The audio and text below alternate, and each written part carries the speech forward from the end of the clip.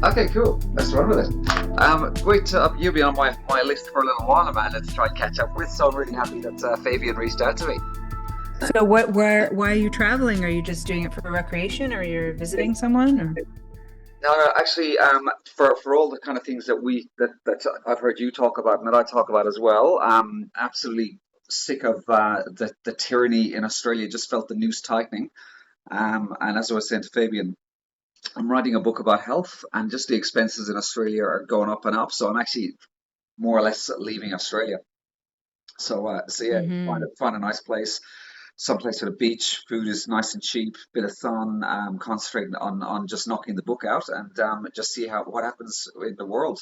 Uh, I think we're in for a very interesting 12 to 24 months. I think in the next couple of years with what's happening on a global level. So yeah, the other thing as well is Australia is an island, and I feel a bit more comfortable. I'm in Java at the moment, um, in a place where I can kind of go wherever I want, really, north, south, east, or west into a different country.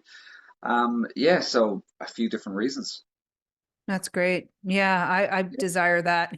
I don't have that luxury right now to be able to leave or travel or I mean a little bit of traveling, but not to, go somewhere to save money because I mean, I was watching some of the housing market in the States and compared to Canada, I'm like I could buy like three houses for the price of one house here.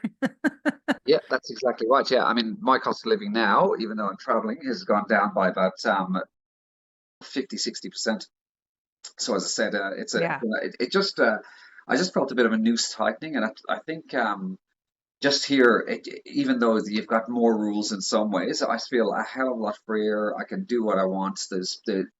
As well, people here. I think I might end up in Thailand, but it doesn't really matter. It might even be Cambodia, wherever. But just people are not just caught in the rat race. They're kind of a little bit happier. They're not as the more affluent I think you are in a Western country, the more you've got to um, you know, I guess put up with all that other stress that comes along with it. Whereas here, Yeah. you don't seem to have that as much. I mean, it's a bit sad looking at the standard of living, which is so low sometimes. But I'll tell you what, sometimes these people look happier. The kids are out in the basketball courts, they're playing around, they've got very little money, but they're all smiling. You've got your so-called rich, well-to-do kids in Australia, and their faces are down, they're miserable, they're bloody getting exposed to blue lights, all those health things that I've heard you talk about over the past in relation to health.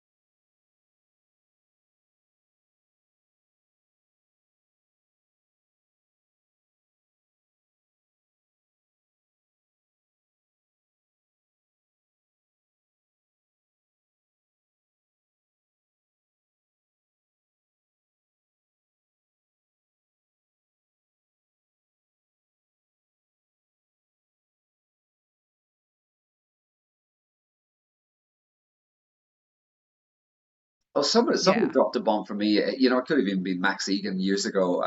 But about Australia geographically, just being the entry to southeastern Asia, and Australia being a real center for pedophilia, for exactly that reason, to be able to bloody access kids. And I think for me, that's one of the reasons why we've sold our soul to the WAF bloody decades and decades ago. Changed our constitution. Well, I mean, when I say obviously my accent's not Australian, well, I'm an Australian citizen. I'm from Ireland originally, but I think that that's one of the reasons Australia got hit hard is because it's just a global hub of where some of these really evil people exist.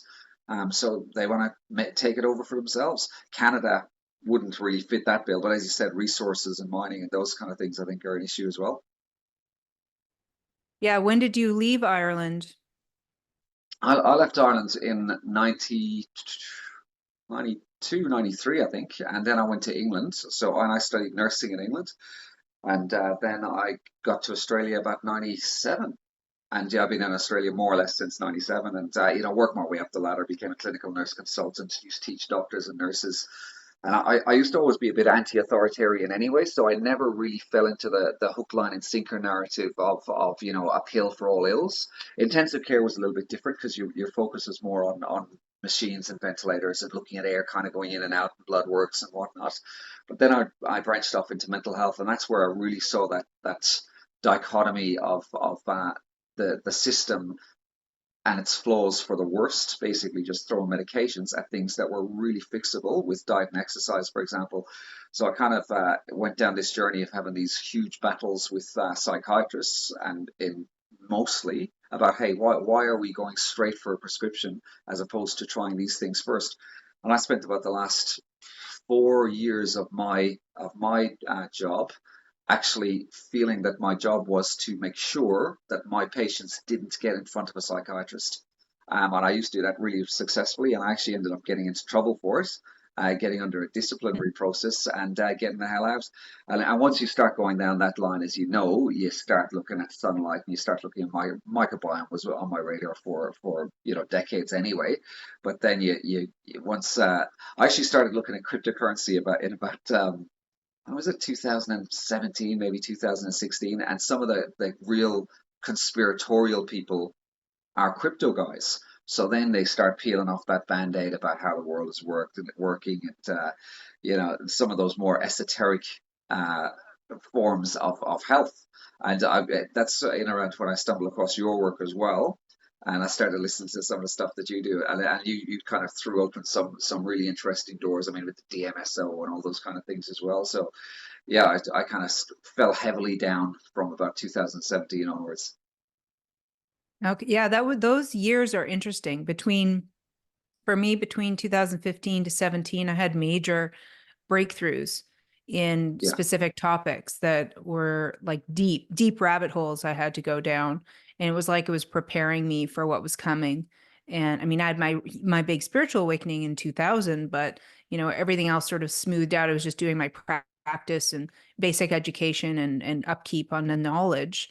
And then obviously formulating, making the things I was doing, a lot of creation. I was doing a lot of creative work and then writing the book in around those years as well. But um, it was interesting, like something happened in those years that just accelerated the knowledge dump that had to happen.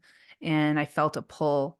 So yeah, it's interesting. That's where like the germ theory stuff, I start questioning all that. I'm like, something's not lining up. And when you get that little whisper in your ear and it just won't go. And then you find another little thread and then it just piques your curiosity and then you're in. You dive right in, especially And, when and it's your topic. yeah, and for me as well, I mean that was a bit mind blowing. I kind of got into the terrain theory type of thing probably a bit after that, about 2018ish to 2019, and then obviously when COVID hit, and unfortunately I'm kind of in a situation where I can't plant my flag anywhere specifically.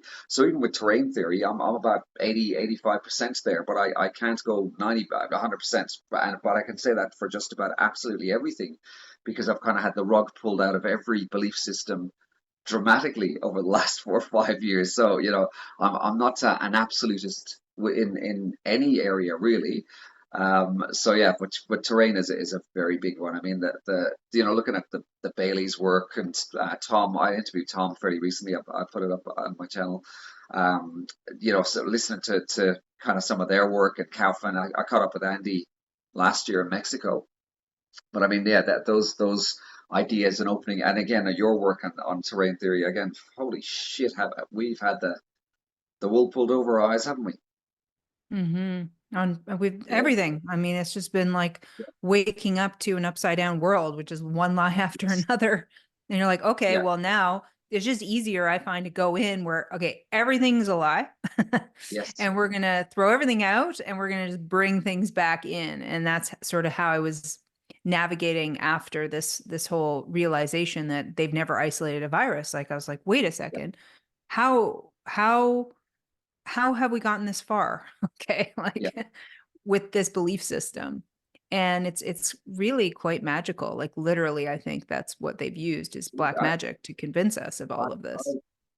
I've gone more towards the esoteric way of thinking further than I've ever done before, and I do think we're looking at witchcraft and spells and all those weird things that have been put across society as a whole. It's just quite phenomenal. And for me, COVID was a bit of a bullseye. Before COVID, I would have thought to myself, listen, they surely terrain theory cannot be right. There's no way they could have just put these blindfolds on the whole world. And then you see what happened in lockstep with COVID, and you go, oh, yep, I could see how they do that.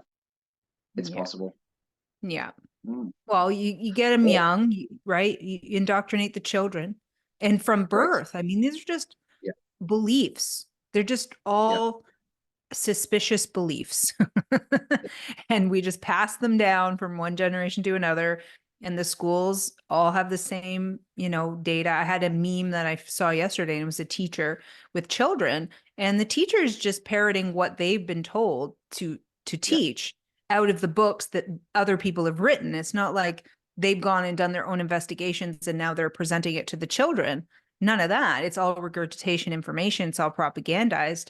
And that's why the kids know what the teacher knows, and it's all controlled because people say, well, why doesn't everybody know this? What, not everyone can be in on it. It's like, not, that's not how the world works. That's not how people's minds work. It's not how information works. Like, you mean to tell me you don't know anything about propaganda or PR or like yeah, Edward Bernays or any history absolutely. like at all about propaganda or other Yeah, or wars, and other shores, how they use their propaganda? It's the same thing here. yeah, MSM won't let you have that information that you can get on TikTok. Why? Most people don't know what's going on around the world because they are stuck on the television, which still just shocks me that that's even a thing. Like I couldn't watch 5 minutes of a news program, just the way they speak and how it yeah, immediately gets my cortisol levels up. So yeah. I'm like, Same. okay, we're out Yeah, of here. absolutely. And that's the other thing. I mean, that's got to be factoring in towards the last third of the book is just that the massive significance of the placebo effect and the nocebo effect.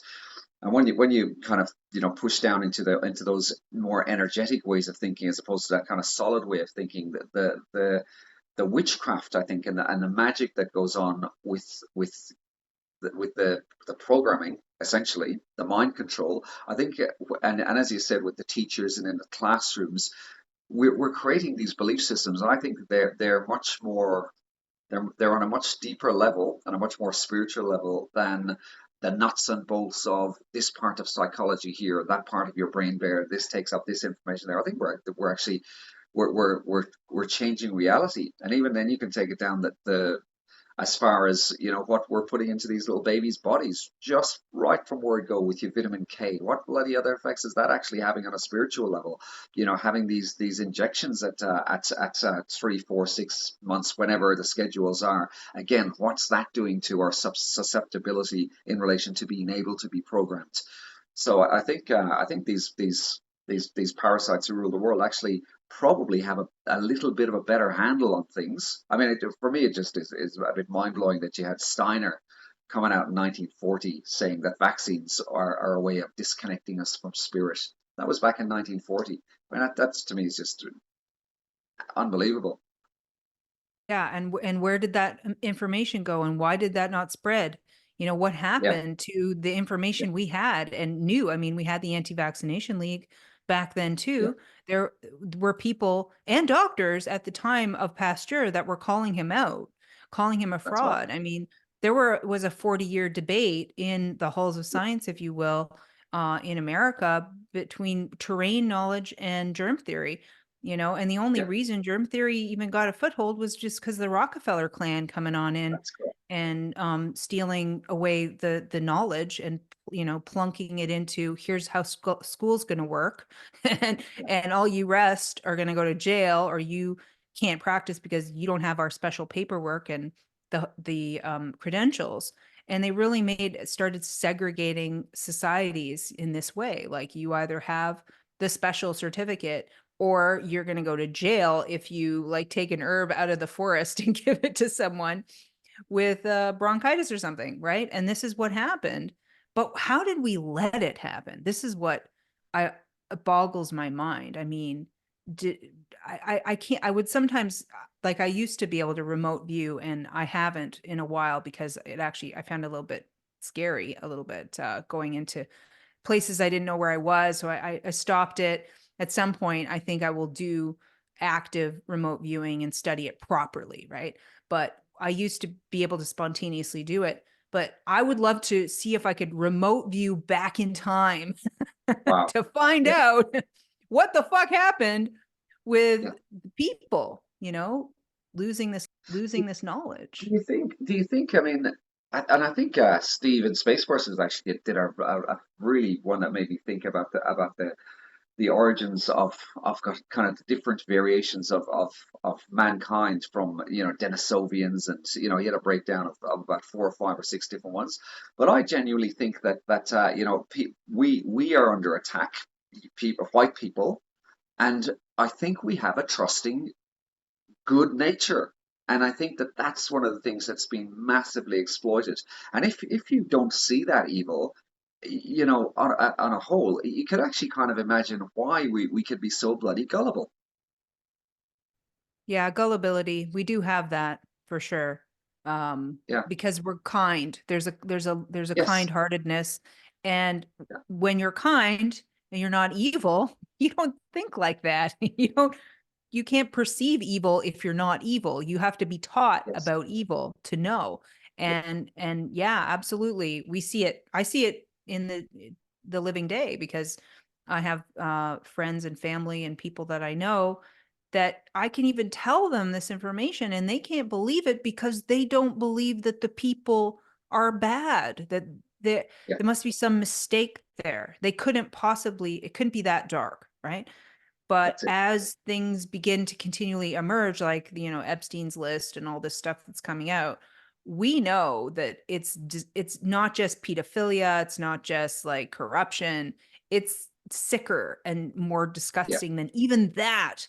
And I totally understand preventing your mind from going there because you have to preserve yourself, like, to a point, right? But then there are warriors who have to go in and like know what's happening in order to stop it. But I feel that what's happening is we need to go toward this spiritual awareness, this vibrational awareness, remember who we are, unlock our pineals, stop poisoning ourselves, dump the system, get out into nature, reconnect.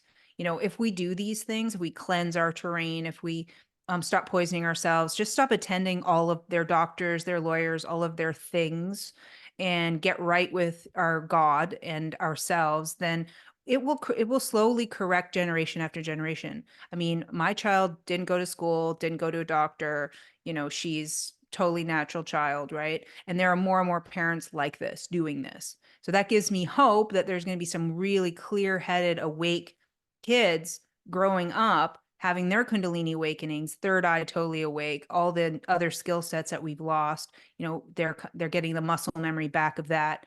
And I think that can actually give us solutions to whatever's coming, which is going to be a big mess. I really feel like the evil's gonna lose a grasp at some point, but they're not going to go down in a pretty delicate, oh well, toodaloo kind of way. They're going to be like, well, you're coming with us, bitches, right? Like, they're going to tear it down, which is my concern, right? If they're losing, they're going to make it And messier.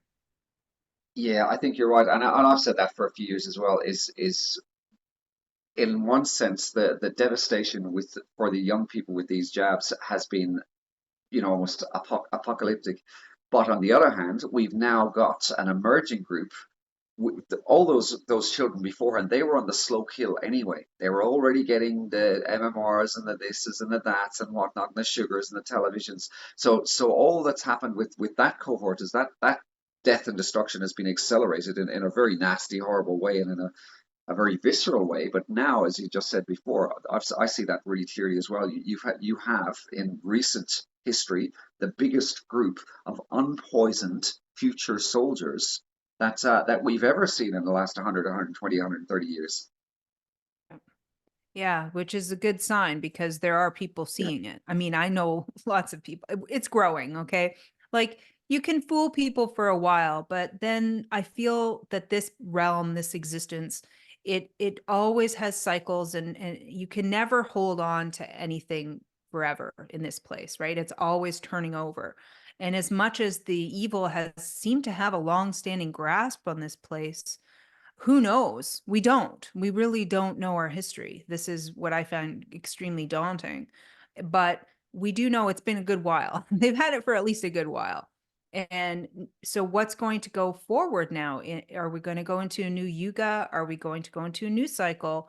This is why they're doing another reset. I think they feel or can sense through that whatever through their clairvoyance or magic views or whatever the divination they're using that the change is here. It's here. We're having this turnover, this cycle change now, and they have another opportunity to win or lose the battle, right? Because we're waking up really quick, and they got to try to keep the lid on that as much as possible before this next whatever reset time comes. And that's why I feel like they're like, let's kill as many as we can. Let's poison them as much as possible. Let's chemtrail them. Let's like put it in all the food, even the clothing you wear, the dyes have metals, everything, let's death by a thousand cuts as many people as we can so they're as dull as possible so they won't be able to see when the great reveal is here, which that's what this is. This is the apocalypse, a great reveal. We're seeing it. I mean, even people who saw nothing are asking questions because of COVID. They're like, something isn't adding up. And why are all these people dying of heart attacks? And why are there all of these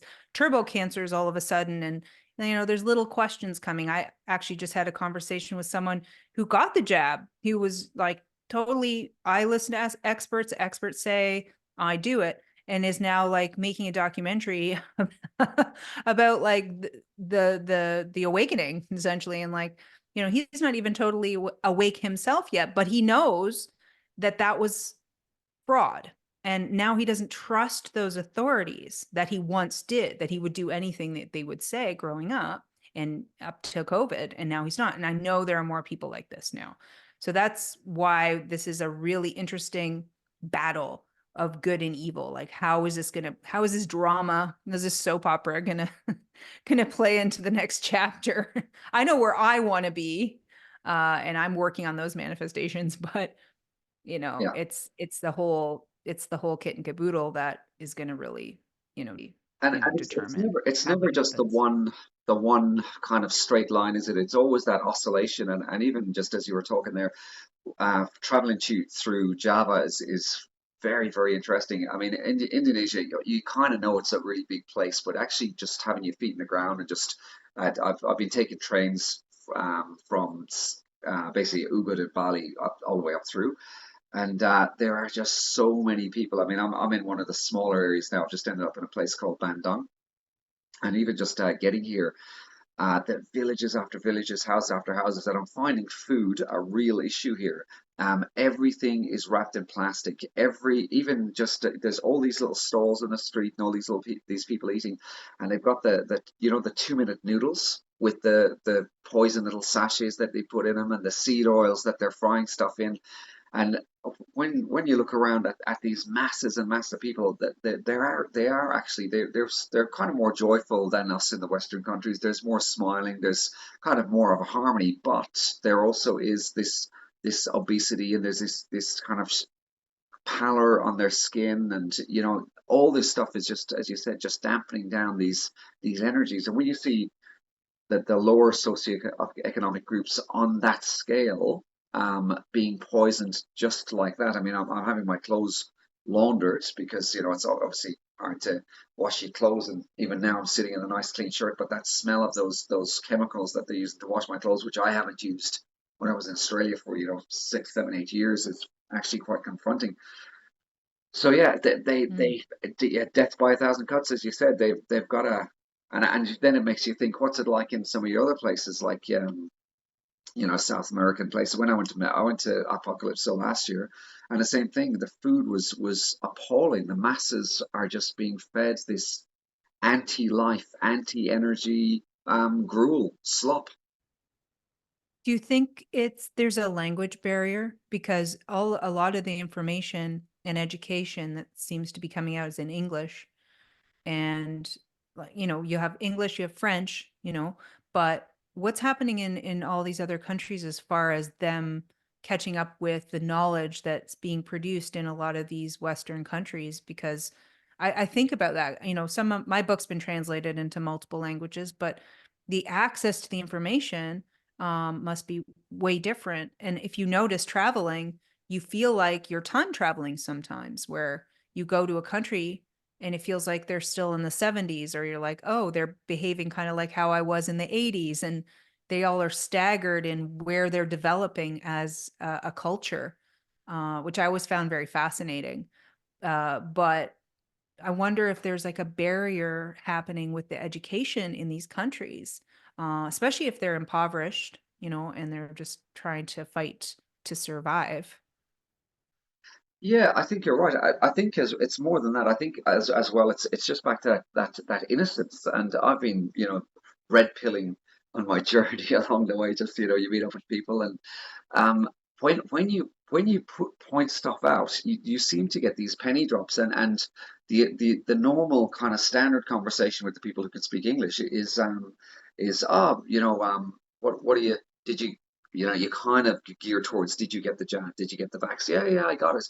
And then well, the question actually comes up, what are you doing? And it's, well, I'm writing a book, so I want to find a nice little quiet place to do that.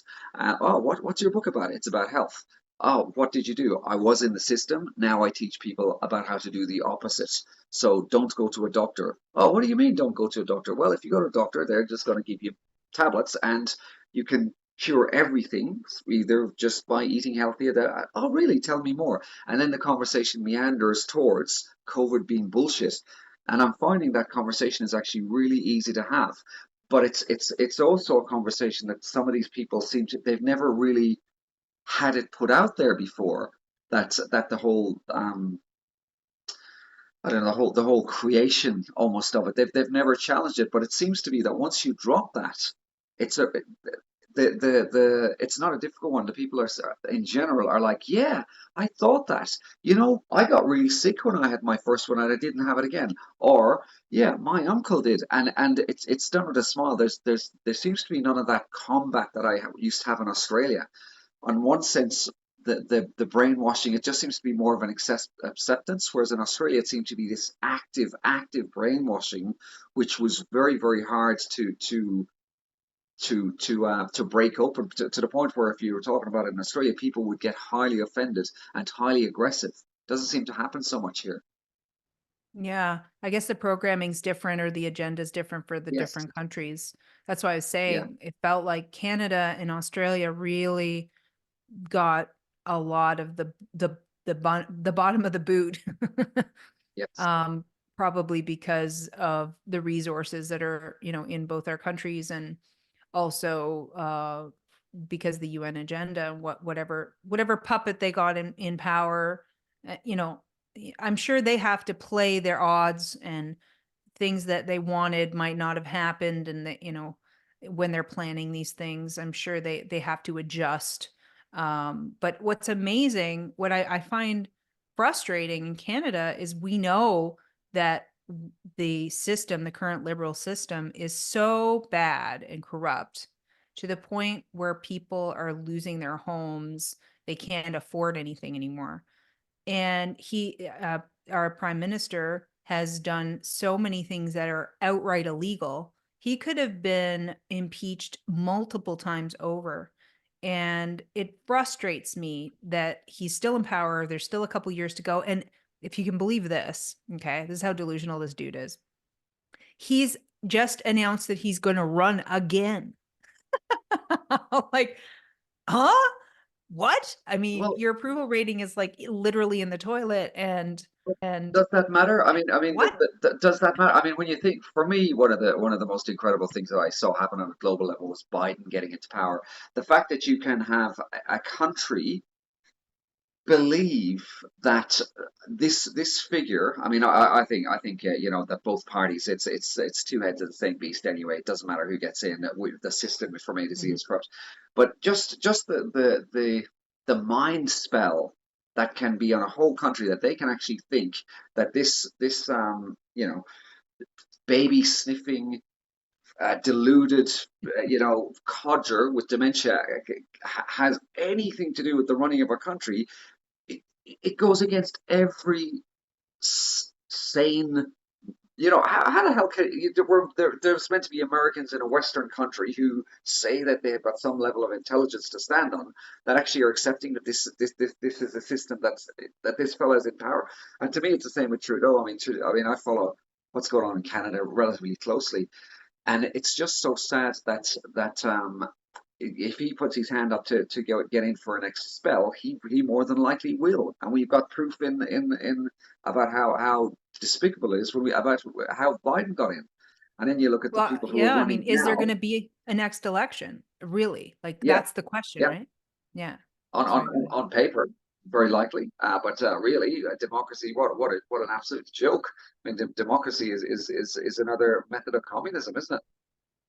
Well, what's happened is everything's shifted left. So someone explained politics in Canada a little bit differently than in the United States. And I found it interesting because the US very much is a left and right, black and white, and it's very polarized. Yeah. But in Canada, the way that ours kind of flows, our whole spectrum flows. So when it goes to the left, the whole spectrum, including the conservatives, also move to the left. So our conservatives today are more liberal than, or are closer to liberal than, where the liberals were, say, 20 years ago. So they're like approaching one another in policy. We're kind of, and everything goes just far left. So now the NDP is an actual socialist party. I mean, they even said it, right?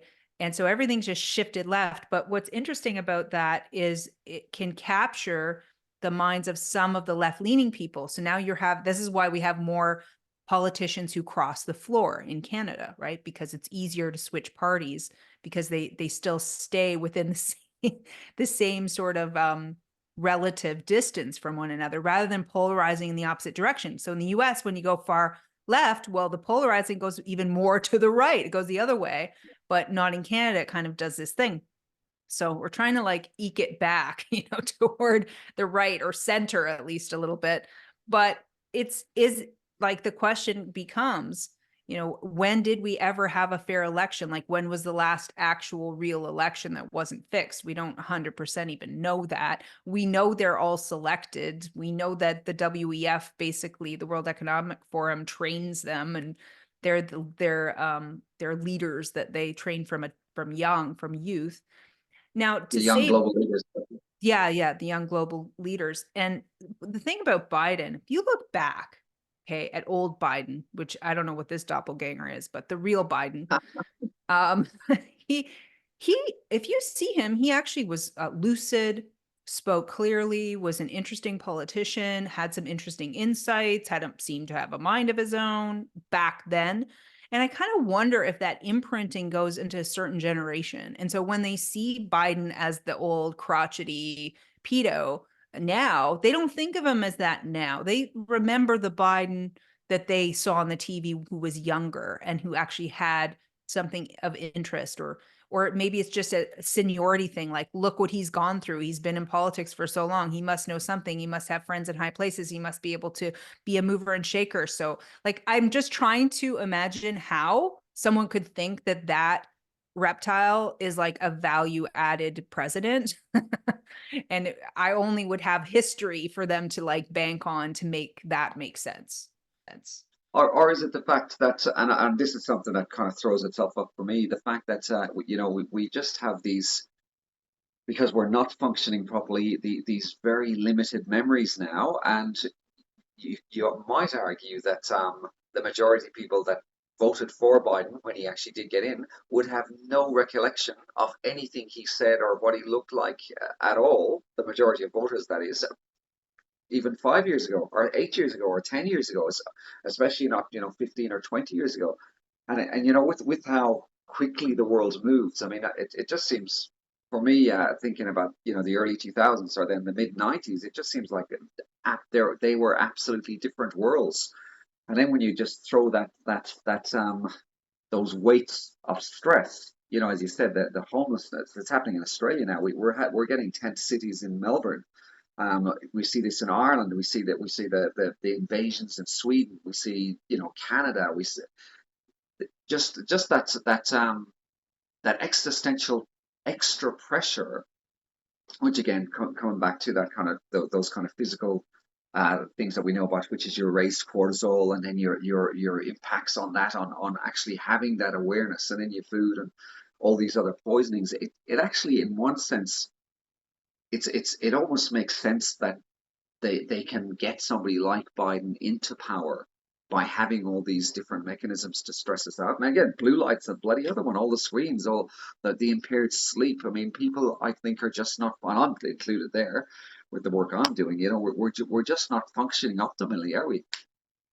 Yeah, you're right. The dumbing down is certainly part of the agenda, and whatever they do to the next generation that would never remembered Biden. How do you get the lefty voters? How do you get um the new blood to be interested in politics, which apparently there's less and less Yeah, interested. So we'll see what the and future holds for that. I don't think there'll be any elections. I think they want to move it into full dictatorship where they're, I mean, that's the model of China, right? I mean, that guy doesn't go yeah, anywhere.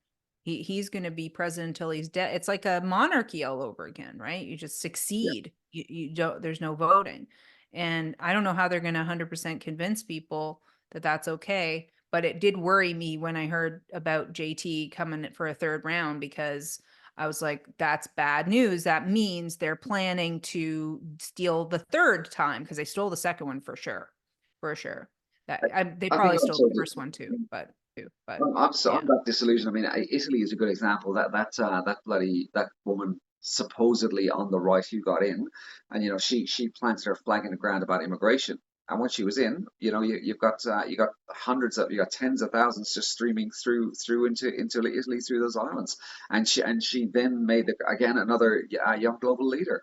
So you know in one sense, do you think that by being concerned about Trudeau getting back in is almost slipping back into that um, delusion in one sense of there being some fairness in the system, and that the person who might be thrown up as the new hero who's going to change it all is just going to be Trudeau's buddy anyway? Oh, yeah.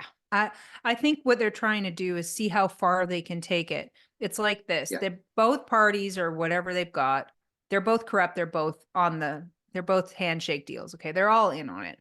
But they have like the good cop, bad cop routine going on. So they're going to push as many policies as they can in one direction.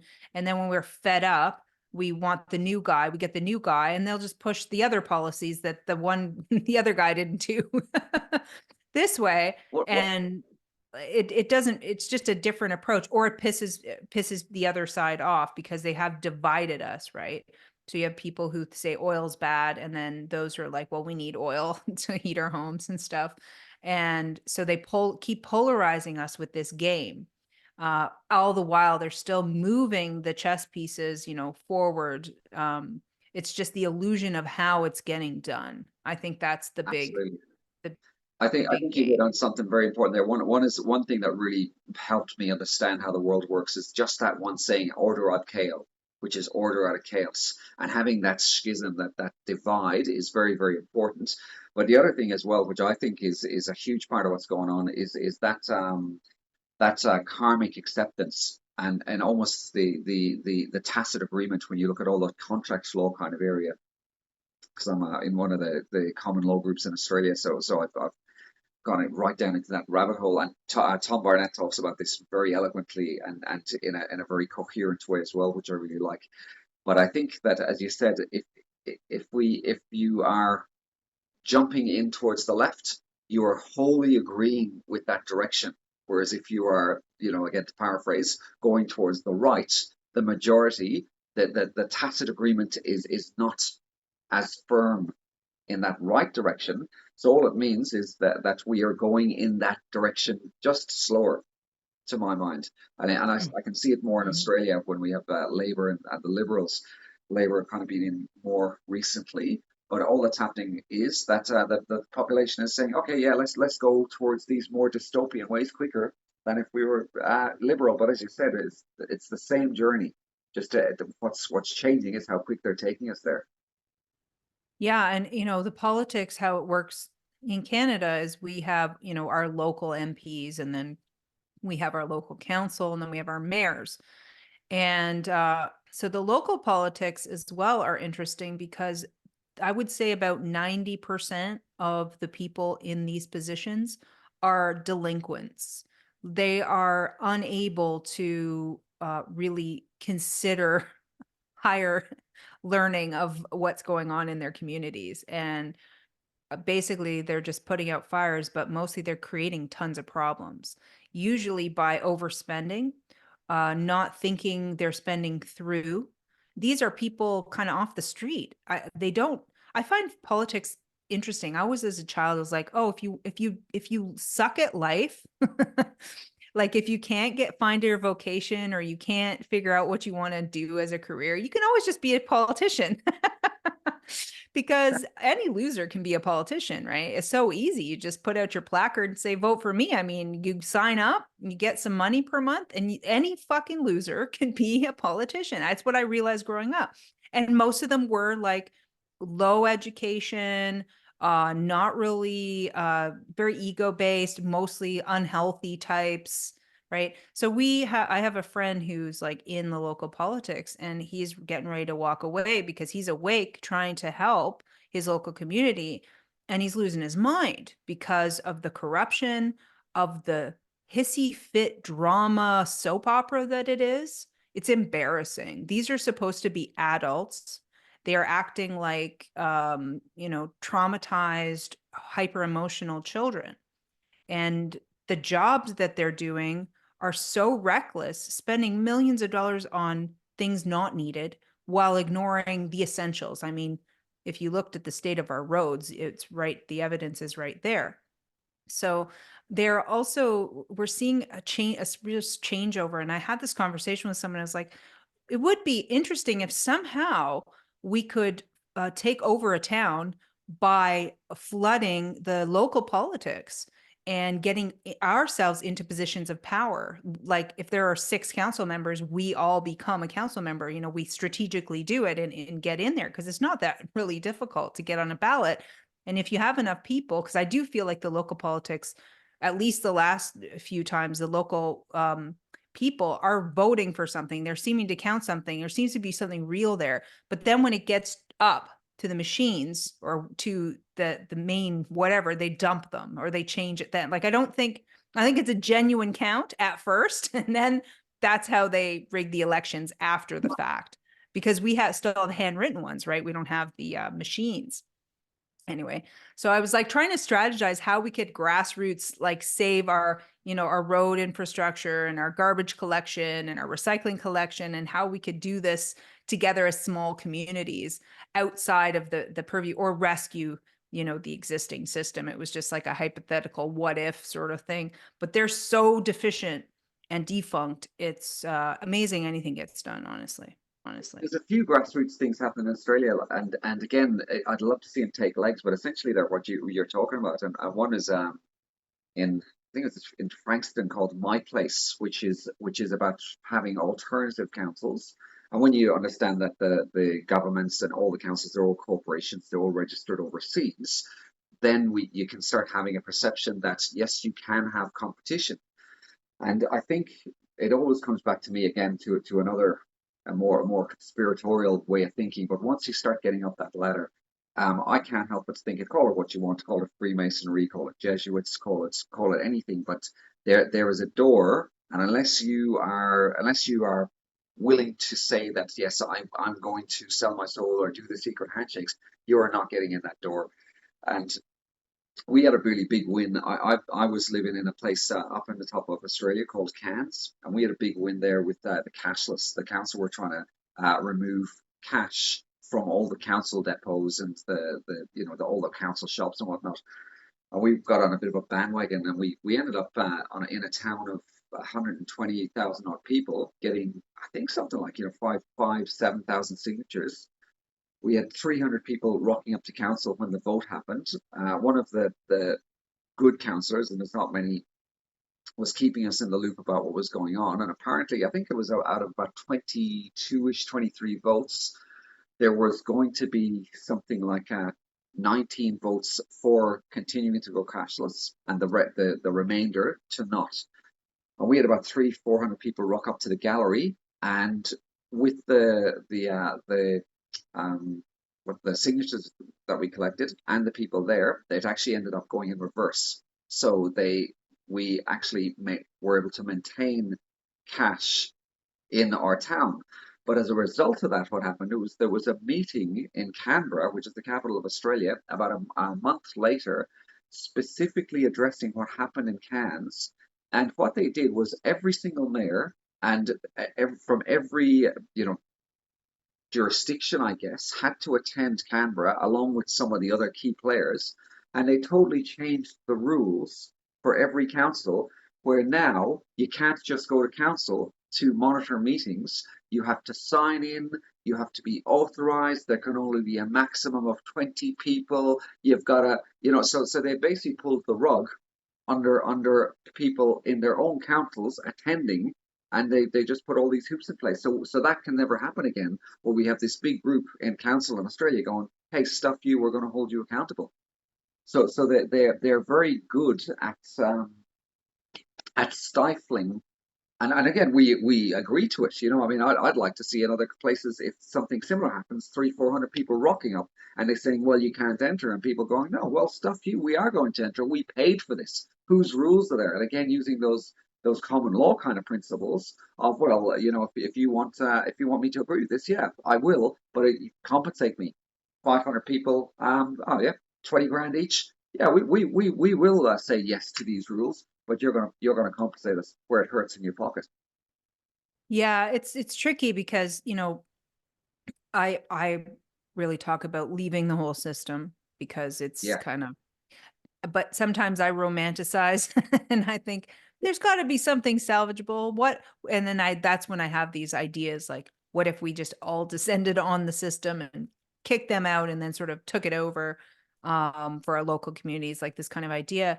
But ultimately, one way or another, we're going to build our own. We're either going to take the existing and, remake it for ourselves, or we're just going to make our own one, like you said, like a competition, and people can join the private societies, and we have our own agreements and decide to govern ourselves, and then we'll have people who do the certain tasks and this sort of thing. And so we'll just build it again in our own way. And it's slowly starting to happen. I mean, little communities are starting to pop up, but once the pressure of COVID sort of fizzled away, it was like people started going, looking elsewhere, going back to like normal, thinking everything's going to be fine.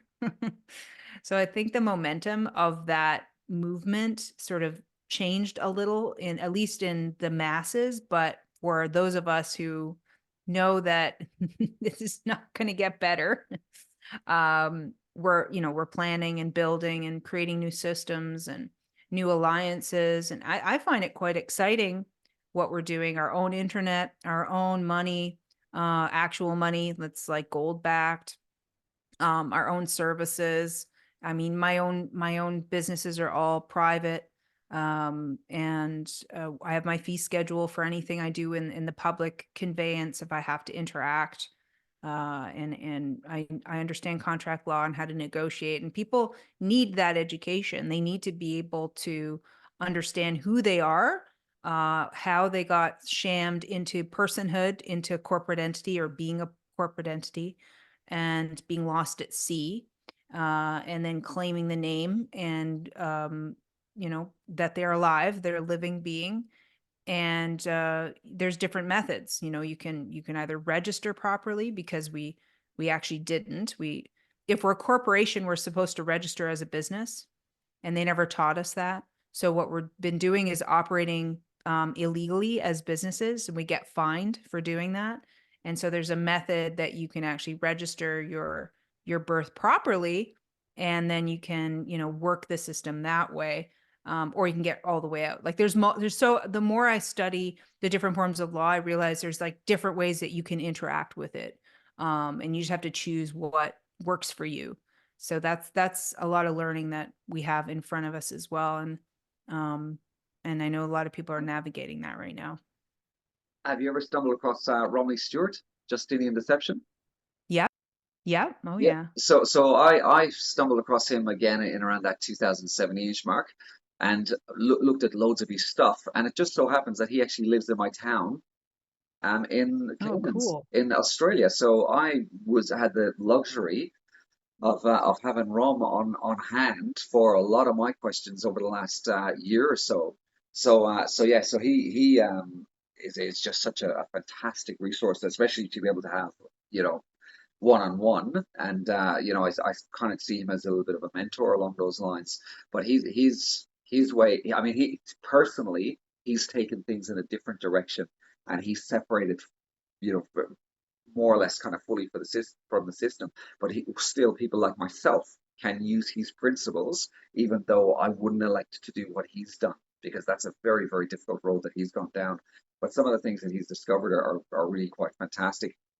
He actually was instrumental in getting fluoride out of the water in the town that I used to live in, and I'm actually helping some Amazing. other groups to use those kind of principles. They're similar to have you heard of Cal Washington as well? Oh yeah. I had a conversation with him a couple of weeks Oh ago. wow, great! This is fantastic. I've been watching some of his stuff recently, but their philosophies align very closely, Rom's and Cal's, when you kind of chat to Rom about where he's coming from with us.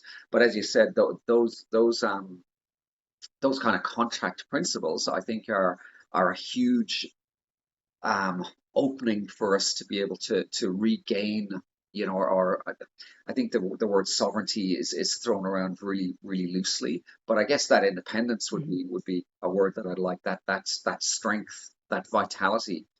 So I see that as a massive avenue, and it's always beautiful for me to see how these things overlap with health. And that's one of the reasons why I think, looking at how you've kind of gone forward yourself, that contract type way of living is absolutely enmeshed with health. The principles are really quite similar when you put them together, and then you have that more spiritual, esoteric side of things, which also overlaps.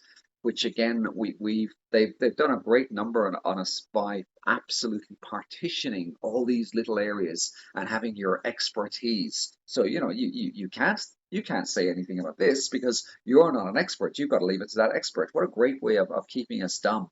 Whereas I think that having these, and that's what one of the reasons about why I feel compelled to write what I'm writing about, is to kind of take the mystery away from all these different areas and just mesh them all together, and to show that, hey, yeah, listen, yeah, people like me, yeah, I can say something about common law. Yeah, I do know enough to be able to help somebody who doesn't know enough. Yeah, I do know enough about some more esoteric concepts, even though I would never say I'm a guru, and I wouldn't feel I'm enlightened. I also wouldn't feel I'm an expert in health. But yeah, I know enough about health to be able to advise people to be able to improve their health in particular directions. And I think we as a group, as a group in humanity, we need to uh, have that trust in ourselves brought back to us a hell of a lot more, and not be told, no, you're too stupid, no, you're not good enough here, no, you're not good enough there. I think we need to get empowered again. Yeah, and you brought up something interesting about remedy, because when I was going through medical school, I wasn't really I didn't really know much about the other world at that point. Like I didn't Yeah, know about the deepest levels of corruption.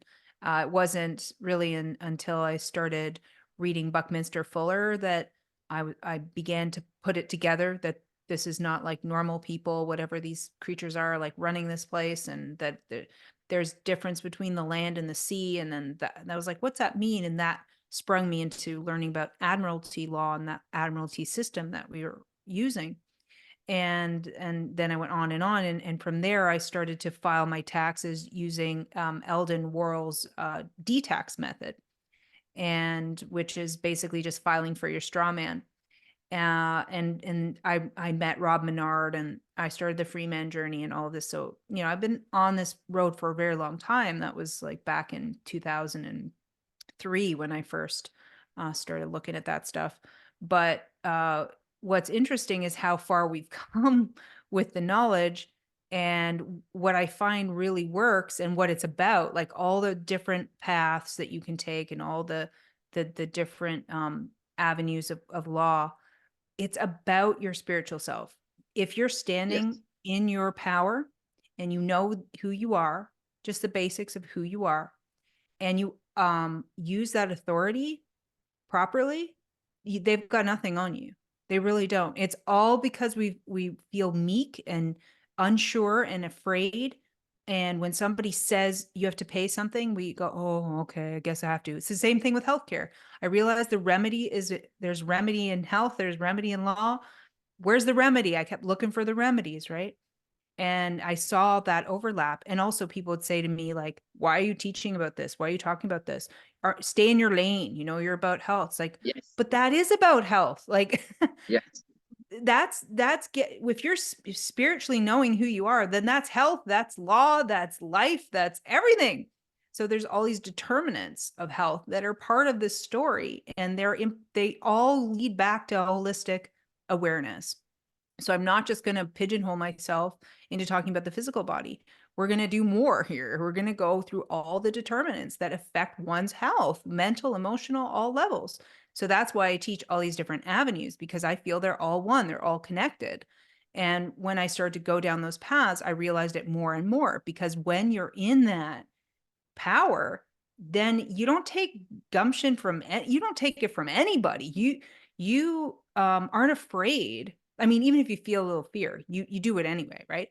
Like if it's scary, like when the police were harassing me because I put a sign out. They said you have to have a sign on your business. I said, oh, okay, sure. And the sign I ended up putting out was that no one who wears a mask is allowed in my store. So so the police came back. They're like, no, we didn't mean like that.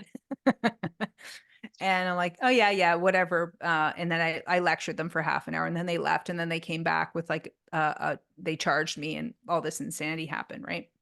But back at that time, I was thinking about not thinking about the fear of like being afraid of these whatever. They're just like goons. They're just like, I don't even care about the ticket. Like give like they gave it to me. I like wrote rescission on it and signed it and dated it and gave it back to them. And it went no, it's like nowhere. It poof, it went into the ether, because I was like, I don't accept. I don't consent. It has nothing to do with me.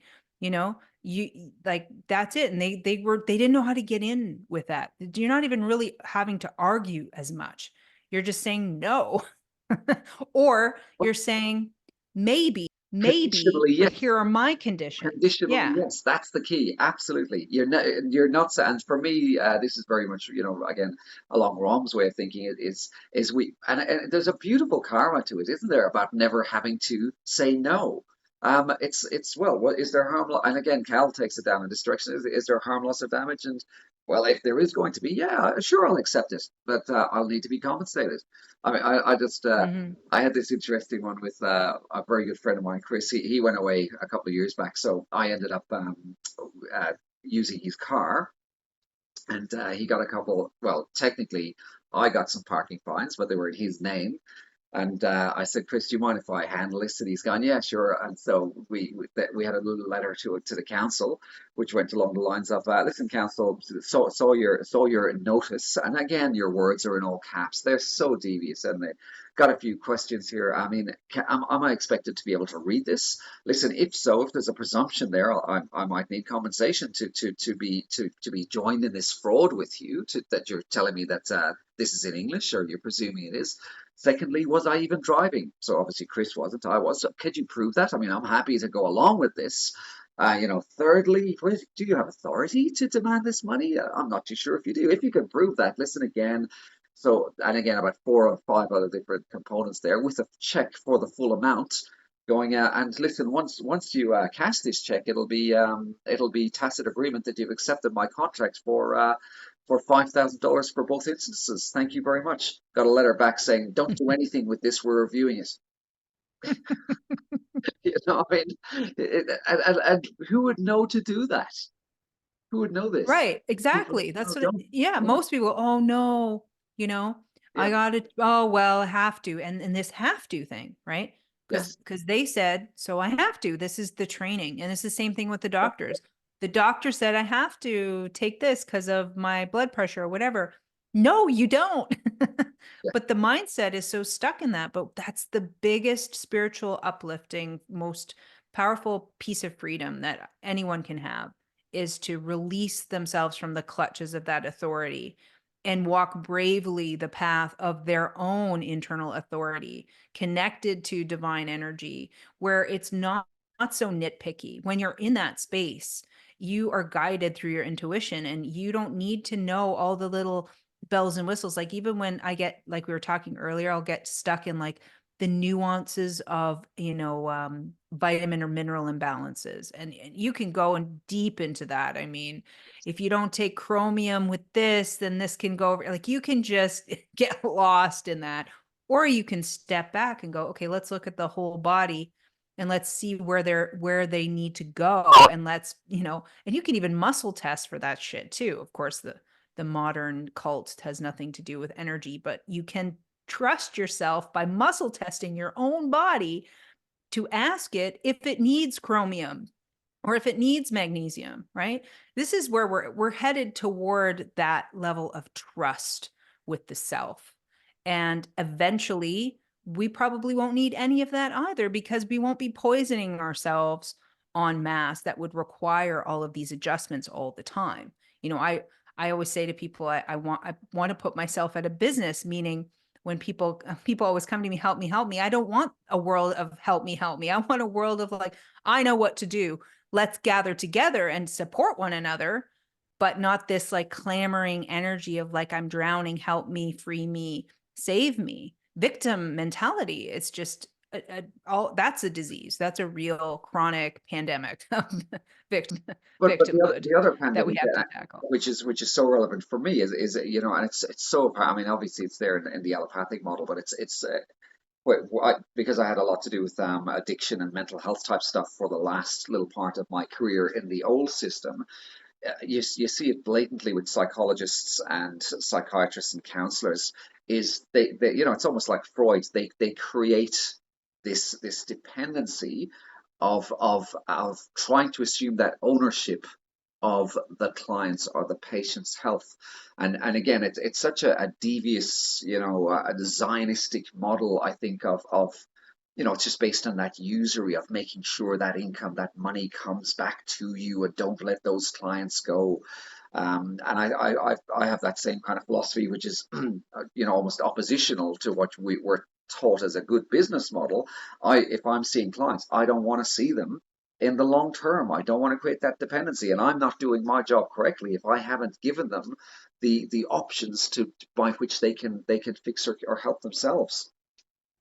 Yeah, that's exactly it. I saw that those behaviors as well. When I was seeing one-on-one where they, what do I do now kind of stuff, and even the business model for naturopathic college is to do that to people on purpose, Yes, where they come and you only give them one little thing to do, then make sure they come back each week so you get the dollars. And this is like the marketing model of medicine. I'm going, yes. where's the ethics of this? Because I could give this person one protocol, off they go, they do it and they're fine, and I don't need to see them again. And maybe I'll see them next year or something. And or whatever this model of someone else maintaining your health for you is, it's very, I don't know, it's very bourgeoisie, maybe. I don't know. Like I don't know where this Capitalistic. idea yeah, like where did this Yeah. idea come from? Like, oh, nothing I will do for myself, darling. Like you just do my nails and do my body and fix me and this kind of thing. Like ultimate But isn't sloth, maybe? or ultimate parenting. And again, if you have a society that's totally adjusted to being parented, this means that when you're governing the country, and you tell people that are already used to being parented what you want them to do, they all nod their heads like those little dogs in the front of the car. Yeah, right. So it all plays, it Those all, bobbleheads. yeah, it all just plays beautifully into this meshed network of 3D-ishness almost, doesn't it? Of taking away Hmm. that capacity for us to even want to explore how to get higher. And what you were saying before there about kind of forging your way in and breaking from the system, that's one of the reasons why I felt a little bit compelled to leave Australia. Not to run away or to get away from stuff, was to actually go further with that letting go. I mean, of Mm. my property and of the things. I mean, just traveling around really with just one suitcase of everything I kind of have in it now. I'm in a situation where I don't really have to go back. I've got a few boxes of stuff that kind of mementos and whatnot, but it's I think it's necessary to try and walk that walk yourself if you are positioning yourself in some way as a leader. You have to be able to say, yeah, listen, I did do that. Yeah, I did follow through, or you're following through with your own advice to a certain extent. And as much as I've got a good handle on a lot of these kind of concepts, I feel for myself there's also that necessity to open up different avenues of thinking in my journey and my path as well. And it was something I saw fairly recently. I can't remember where. You kind of, in one sense, have this journey to find yourself, or is it that you want to be found? And I'm not too sure which one that is. It might be both at just different at different times because I've sort of gone through Yeah. all kinds of different layers of that. I mean, even now I feel like I'm changing, like, well, I'm going through like I'm in perimenopause, which is a really interesting time frame to be in because your mind changes, your thoughts change, your priorities change. Like you look at your life again, you kind of pour the waters of consciousness over your life and go, okay, where am I at? And where am I headed? And you kind of, sit with that for a while. And I've really been looking at like just the happiness quota here, and it's really low. And I don't feel particularly happy. I have little bits of joy throughout my day that I manufacture for myself by, being as present as possible. But as far as, where the happiness level is, it's really gray. A lot of people are struggling.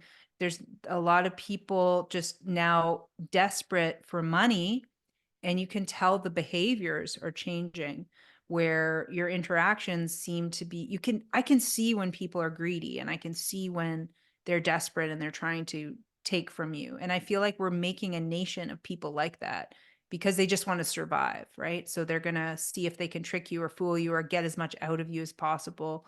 Like when I went to Vegas recently, it was the same thing. I felt like that whole city was just about how much money can we take away from you and how best can we manipulate you to give it away. And I feel like that's a trend I do not want to continue to see in the world, but I do sense it a little more in even in Canada because of this problem. Like even with the companies, like even I just had to deal with my cell phone company today, and they're not handing out the deals like they used to. They're getting their monopoly right set in stone, so you won't have a lot of negotiation with them in the future. Like I can see where it's headed, and also you won't have anyone to negotiate with because it's all going to That's right. be AI automated. Like I was wondering why they were making you wait on the phone for like 2 or 3 hours, and I think it's a deterrent so that you have to go to the chat to get an agent to do anything. And eventually that chat will be an AI chat. And eventually they will say, just go to the website and they will prompt you to like do whatever you want. So you don't even need a person anymore. You can see how it's going. But that's Absolutely. mean, I thought like if you exactly the can't same get thing. someone on the phone, that's scary, right? Like how are you gonna Yeah. do? Gonna do? It's gone to the point Yeah. where with my I've got issues with my telco as well. But now I'm out of the country. That'll change a little bit, but I'm seriously thinking about writing to the CEO and accepting all of these hurdles. But there is loss of my time. There are damages. So I might create a bill of $100,000 maybe. So I'm very close to actually actioning that. for exactly those Hmm. reasons.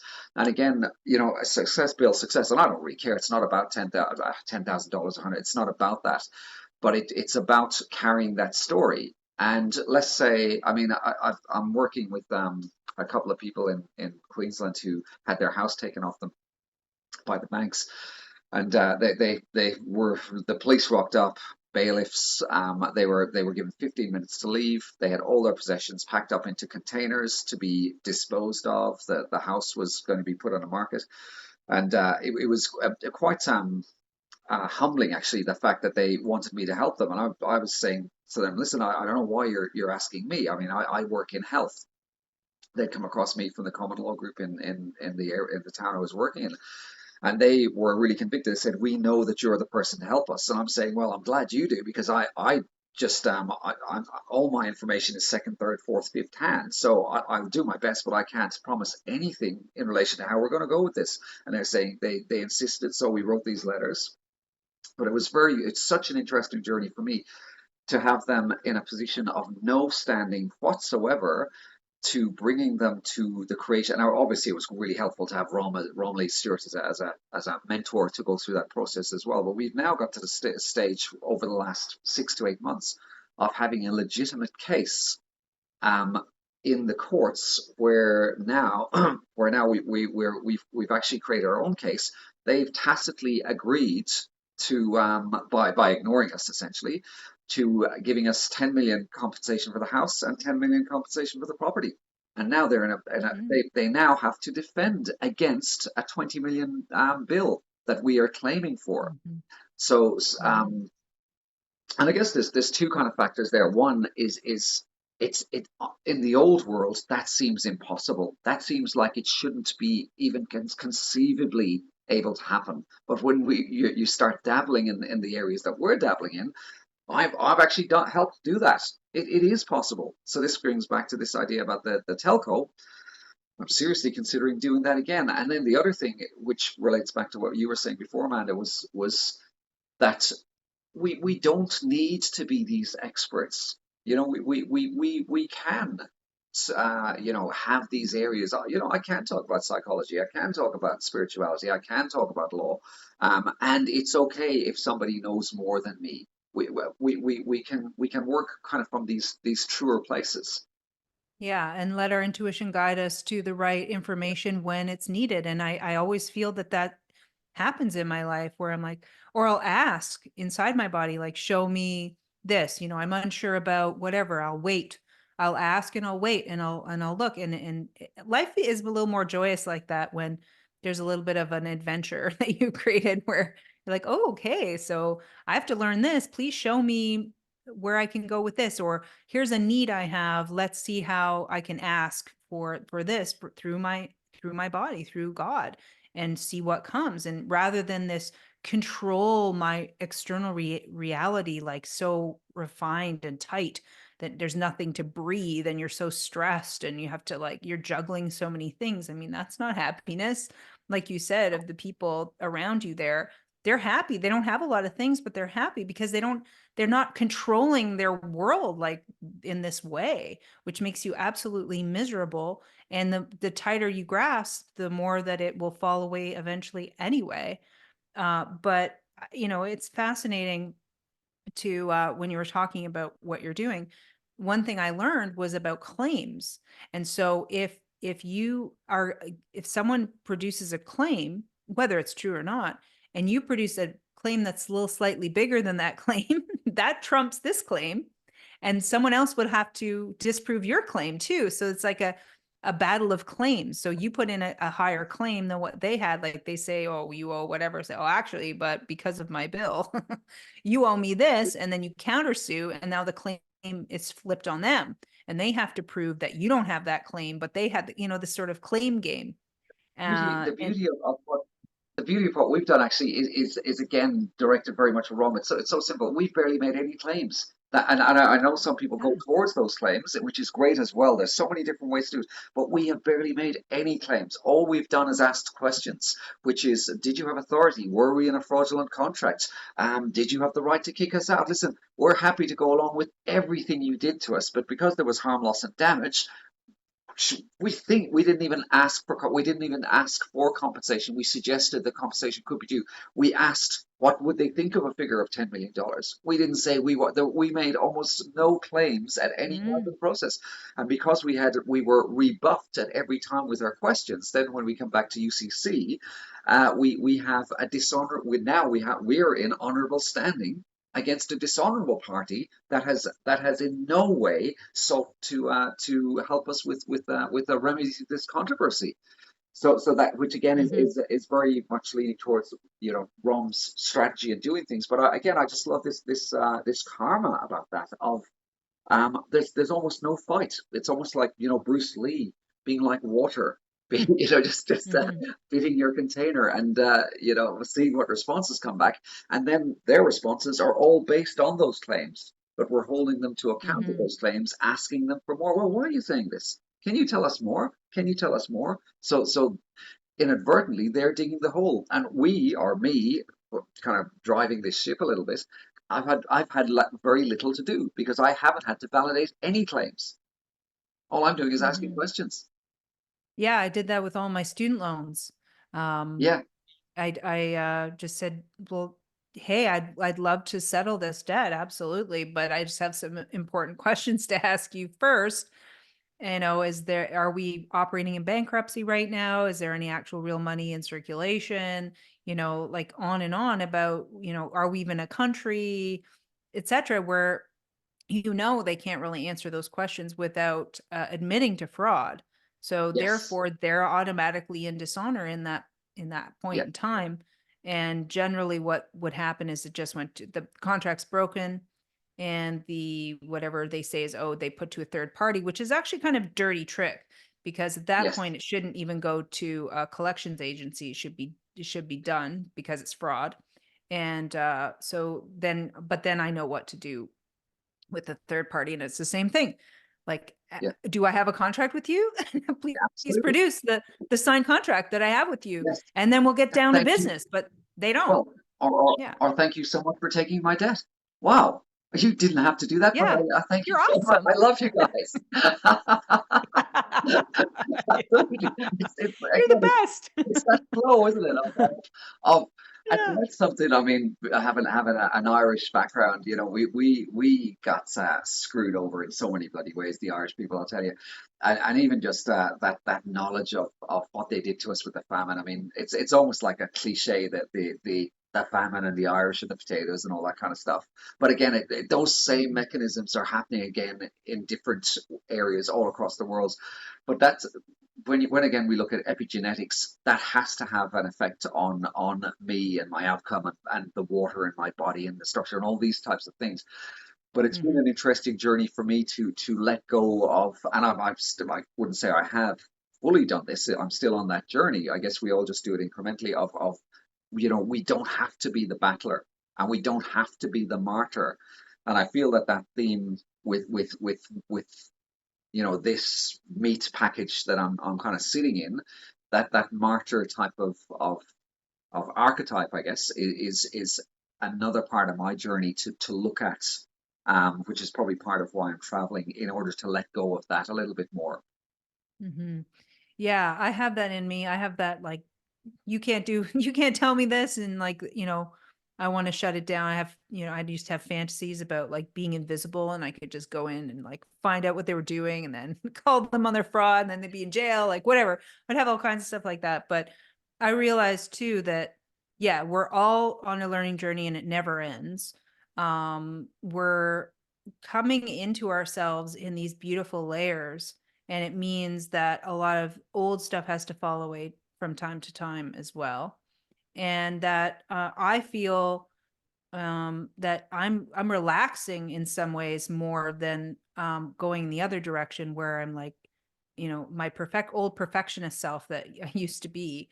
I'm going the other way. I'm like swinging the pendulum into, what does it feel like to really be totally regulated in my nervous system, you know, and actually really feel relaxed and content, and not having to be pulled into the doership lifestyle, which I find very draining.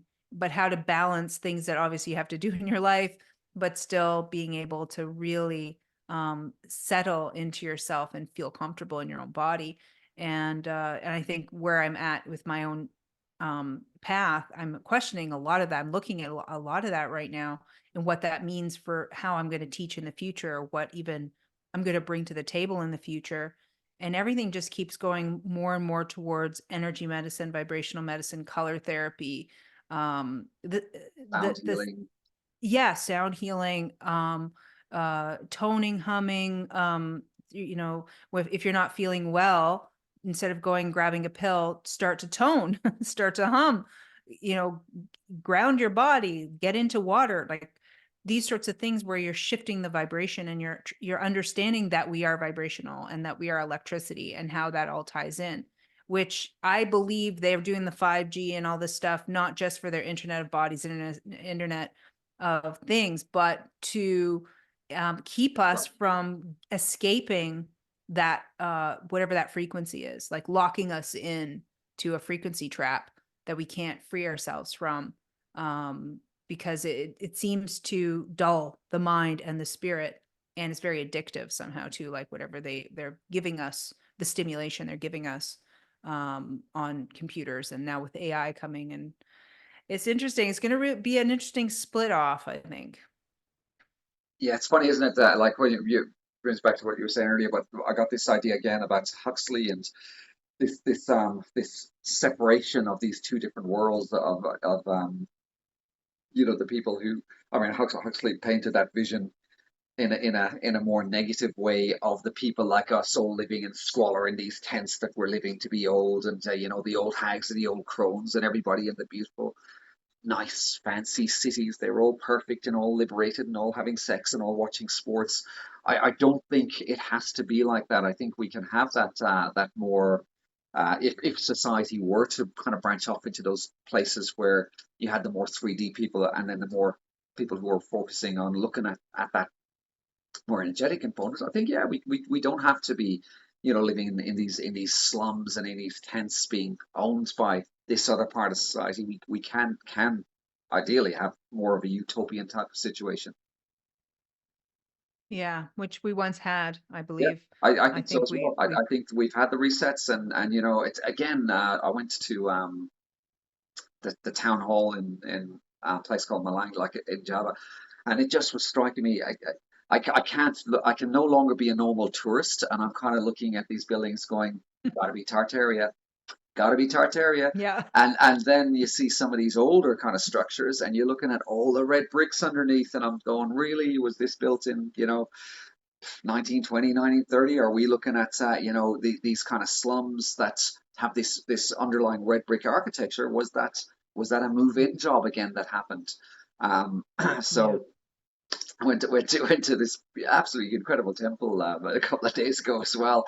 It's one of the biggest ones in Java, and again, as I'm walking through, the guides are giving you this kind of timeline of the 5,000, 7,000, 12,000 years, and you just think to yourself, yeah, very likely all bullshit. Who actually did build this? And these it really does make you think. And I've got so much gratitude for being given this gift to be able to kind of travel and see things. And again, to reflect on something else that you said, is the amount of people just coming up on the train yesterday, the amount of people just sitting, so many people just sitting. And I was thinking to myself, that's something I want to do more of. Just sit, not get the phone away, like bloody, just not really even focus on anything. And that's something that they've taken away from us, just sitting. Oh yeah, we don't just sit, we don't even have proper conversations anymore, Yeah. really. And I like to just sit and contemplate. I'll just sit on my porch or somewhere, and I'll just sit and I'll just contemplate things, and I think everyone should set aside some time, even if it's like 10, 15 minutes a day, to just contemplate, like reflect, think about your life. If you're constantly stimulated, you're going to lose yourself because you're never doing the self-reflection work. So you don't know where you're at, and you don't know where you're going. You just keep stimulating, Yeah. stimulating, stimulating, and you're drifting in eddies and stuff. Like, where are you going? Yeah. And then you'll wake up one day and you lost yourself. And all that pinging of random information. Yes. Wow. I don't even know if they've done any studies on what that does to the brain, but I get kind of like a fatigue from social media, from this constant flicking of, we're talking about one topic and then I flick and we're on a totally different topic and then we're on another and another and another. My poor brain, like what is happening there with these little sound bites all over the place? Are we really learning from this? Are we able to like grow a foundation and then catapult, off of that knowledge? I worry about people's brains and memories from this type of social media interaction without real breaks. Otherwise, maybe you're interacting with people, but are you alone and quiet? Like what you're saying, just sitting and being? We're going to have to like create new avenues of like industry to make people not do anything. I think so. I think so. And just just yeah, it's really nice to be in this kind of situation again, just to reflect and stuff. But there's a lot of kind of tourist things here in a lot of markets, and you just have these clones of these different markets in these different places, and they're just full of. I don't think there's enough people in the world that would consume all the stuff that's in these markets. So these racks full of the Balinese pants, and or the racks full of the little toys that you can shake, or it's just these endless stalls in every single place, and you just think about the waste and the consumerism and the manufacturing of these things, and then you have these tiny little shops, and the packets and the packets and the packets of this stuff that is labeled food, that it couldn't be it's the furthest thing away from food there is, and they're just everywhere. And then that's going to be replicated in another country. It's going to be in Thailand, and it's going to be in Cambodia. Like Mhm.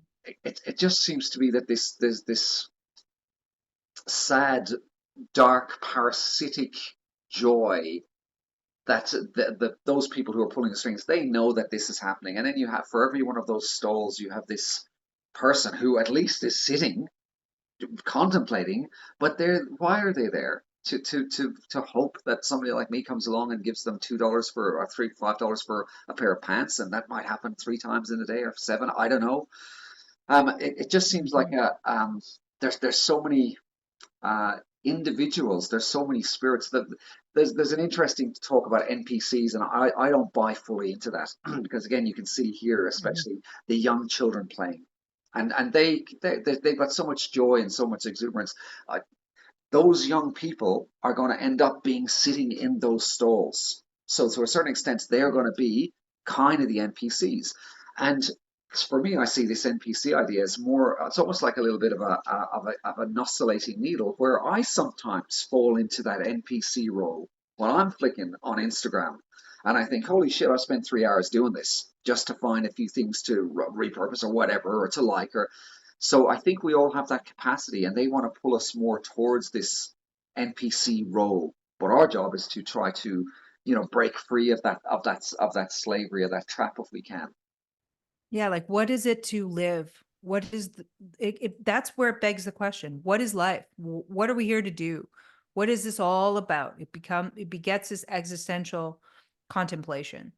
Are we here to just mass produce things to sell so we can buy other people's mass produced things? Is that what this is? Because sitting in a stall all day is not living your best life, right? And we've lost tradition, healthy ritual, uh, uh, communities that are humming together, working together, playing together, making music together, storytelling. You know, all the richest nations when they were in their height, what did they do? There was the highest production and most pristine creations of art, of music. It was people dressing in these beautiful garments and things, right? Because they were at the height of their creativity and they wanted beauty. Beauty was something that was cherished. And now we've gone the other way where it's like ugly and sterile is the norm. And maybe, sometimes from a spiritual perspective, I say, perhaps this is our path. Perhaps God wants to know all the things, okay, good and bad, ugly, whatever, pretty, all the things. And we are the witness and we are experiencing all the things. and we go in patterns and cycles of up and down, like you were saying. This is like a flow like this, and this is life. So we will go up and down. And so I try to rationalize it, if you will, by saying that this is just a time where we have swung the pendulum into the dark and we want to experience the shit, so that when we polarize back or toward that, we find a happy neutral that's really stable, you Yeah, know, and and yeah. something long lasting. So and this is one that always then throws itself up to me as a barrier that I just can't seem to cross. And I think, yeah, we need, I guess, that darkness to appreciate the light. And this is a can of worms, I guess, that I never Mhm. fully saw the true extent of until, again, about that 2016, 2017 area of the importance of that parasitic pull in the direction of sexual exploitation. And as much on the one hand, we can say we need that polarization, that balance of the darkness to appreciate the light, and vice versa. A thing that I can't accept in any way, shape, or form Mhm. is I couldn't sit back and say, okay, well, there needs to be that group of children that has to be harmed just so that we can experience that true light. So, and that's a thing. Logically, it seems to make sense, but from a human point of view, if that's what it takes for me to have ultimate happiness, well, I refuse. Or is it the Yep. fact that we don't get to those extremes of happiness and those extremes of depravity and darkness, and the balance is closer in towards the middle? I mean, we can't have the middle, or else we'll just be static. There'd be nothing. There'd be neutrality. I'd love to hear your thoughts on that. Yeah, it's fascinating because I have this philosophical, if you will, discussion with a really good friend of mine all the time, and he's exactly where you're at. And it's funny because I agree with both. Yeah, Like, I also think that's unacceptable, and we don't need that. And I'm fine without it. You know what I mean? Like, I don't need to have that. But we have to explore the idea. And so we go down these thought exercises, like take it all the way, like to the what ifs, like, because we don't really know, obviously, because we're in a limited existence. But I was saying to, like, to play the devil's advocate, well, what if we believe in karma? Okay. We do believe in some sort of karmic cycle. We also believe that before we're incarnated, we agree to our soul contract, or we at least have some sort of say over what we experience when we come down here. And so if that's true, so if, we agree that that's a thing, then that individual who came through was like, yeah, I'm going to be, raped and hurt, and I agree to whatever those experiences are. And so where does that fit in to the big picture? And was that a karmic retribution because they were, Joe Biden in the last lifetime, and who rapes children? Like, is that what they have to experience now? Do they have to go through that? And then you have to question, is that punishment? And then you have to go, do we have a punisher God? And then it goes right back to that. And then you go, well, then is there a God like that that's separate? And then, so my argument is that we're not separate. I think that we are the oneness. All things that exist, all that is all that is. We were amalgamated into the one God, and God decided to start to piece her, itself into mirrors to see what it was. Like, I can't see who I am. I can't, like, go back and, like, look at myself. No one can see you can never see your real self how another person sees you. So you have to have mirrors to do it. So God made mirrors and started to this event began, went into fractals, went into all kinds of places, and it went into infinity. Maybe because of the separation, it got out of control. Is there someone in charge of this? Like, this is where it begets these questions, right? I don't say I believe in all of these things. I'm just saying that these are the thought exercises, right? If the flower of life motif is true, if everything begins with the one sphere and then divides into infinity, then all things are possible, right? In that infinity. And all things come home to God because all things are God, you know? And when I had my Kundalini awakening, that's what I freaked out because I realized literally everything was God. The air was God, the sand was God, that my tent was God, the building was God, everything is God. I could see the interconnections between everything. Everything was the in-breath and out-breath. It was all interconnected. And I was like, wow, this is God. Like I'm God, it's God, all God. It's all, there's no separation. There's zero separation. And so if there's zero separation, why do we do this? And then are we in charge of some aspect of it? And what aspect of it?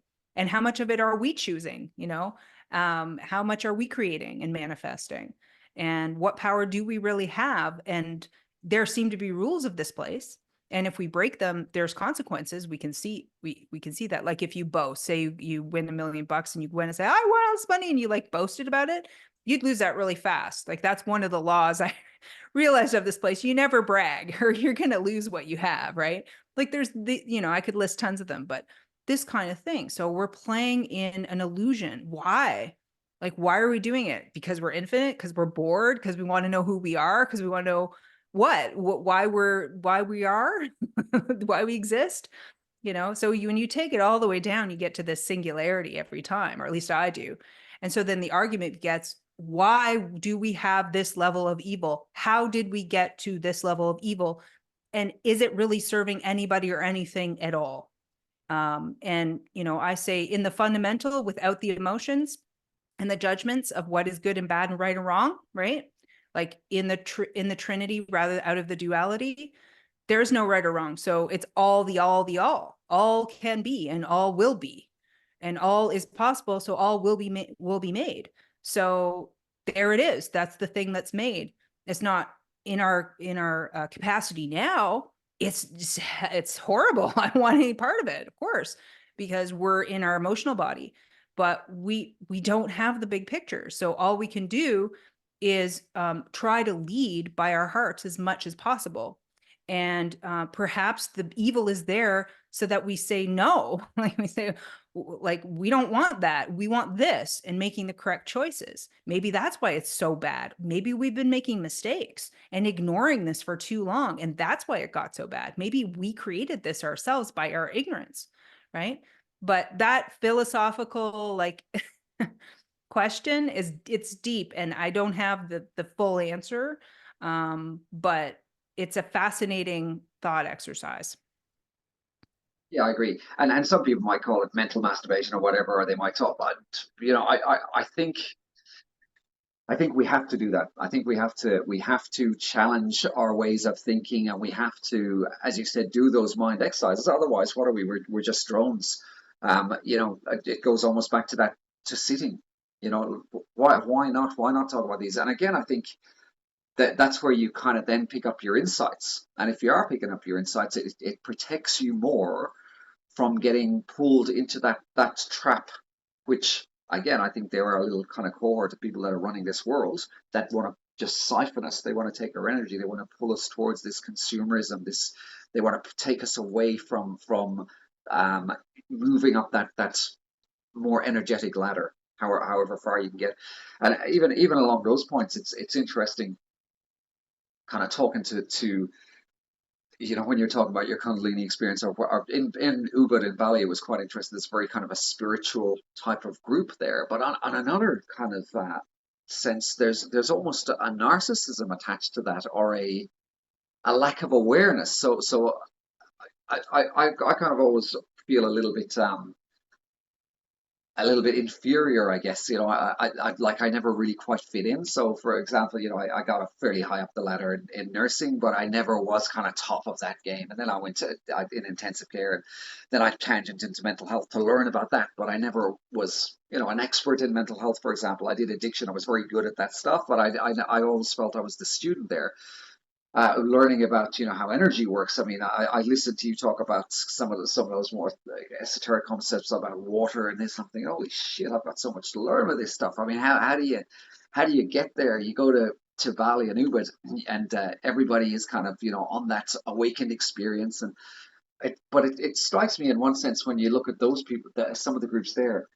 there's almost a huge lack there as well. I mean, I felt a lot more balanced in one way by being almost like the novice in that group, and there was also a lot of ego attached to some of these kind of more perceptually less ego groups. It seemed like there was almost more ego in there than not. I don't know if that's making sense, or I don't even know where I'm quite going with that. Hopefully, you can work out what I'm trying to convey there. Yeah, I think it's like we're just coming into spiritual like adolescence from Yeah, spiritual youth, where we're going through these growing pains right now. Um and the ego attachments are going to be there. It's just going to be part of it, and until you master yourself, because you're not going to I've done this. I've squashed my ego to the point where I don't know who I am, which that's not good. You can't, yeah, we have to have a functional ego because that's why we have a personality. It's who we, how we express ourselves. And it's just about um, capturing it and having like, a self-awareness, or what you call developing the second attention, where you are witnessing yourself as you're acting, to check yourself in the moment. Oh, is that, oh, correction, correction, correction as you go. It's not judgy or nitpicky. It's just watching and saying, oh, okay, guide yourself a little bit here because you got triggered because you have a sensitivity about whatever, and you feel these emotions about this individual, and that's why you're acting the way you are. And if I ever feel that I got triggered, and I like my ego aspect that I know because I've studied it myself so well, if I see that, I either make a decision whether the ego in the moment is going to serve because that person's going to get whatever the message or the learning or the whatever, if it's going to serve as fuel, or if I have to walk away. So there's like sort of a decision that I make at that point.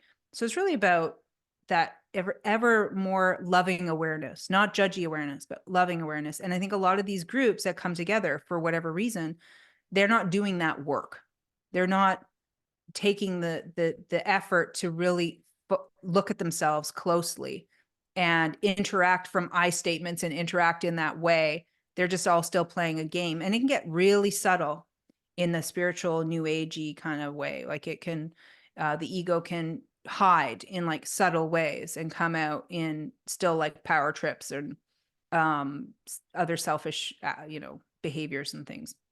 So I just think we're figuring it out. Like we're just navigating what we're feeling and trying to grow up. We're learning how to grow up and stand on our own 2 feet spiritually, as well as all these other topics that are quite overwhelming. But if you have your spiritual bearing and you are able to have the witness, then you're less likely to be steered wrong, and you're more likely to be finding added value in your conversations and interactions and your learning, because you're not going to put your heels in the ground and say, well, this is the way or the highway, right? Like my way or the highway.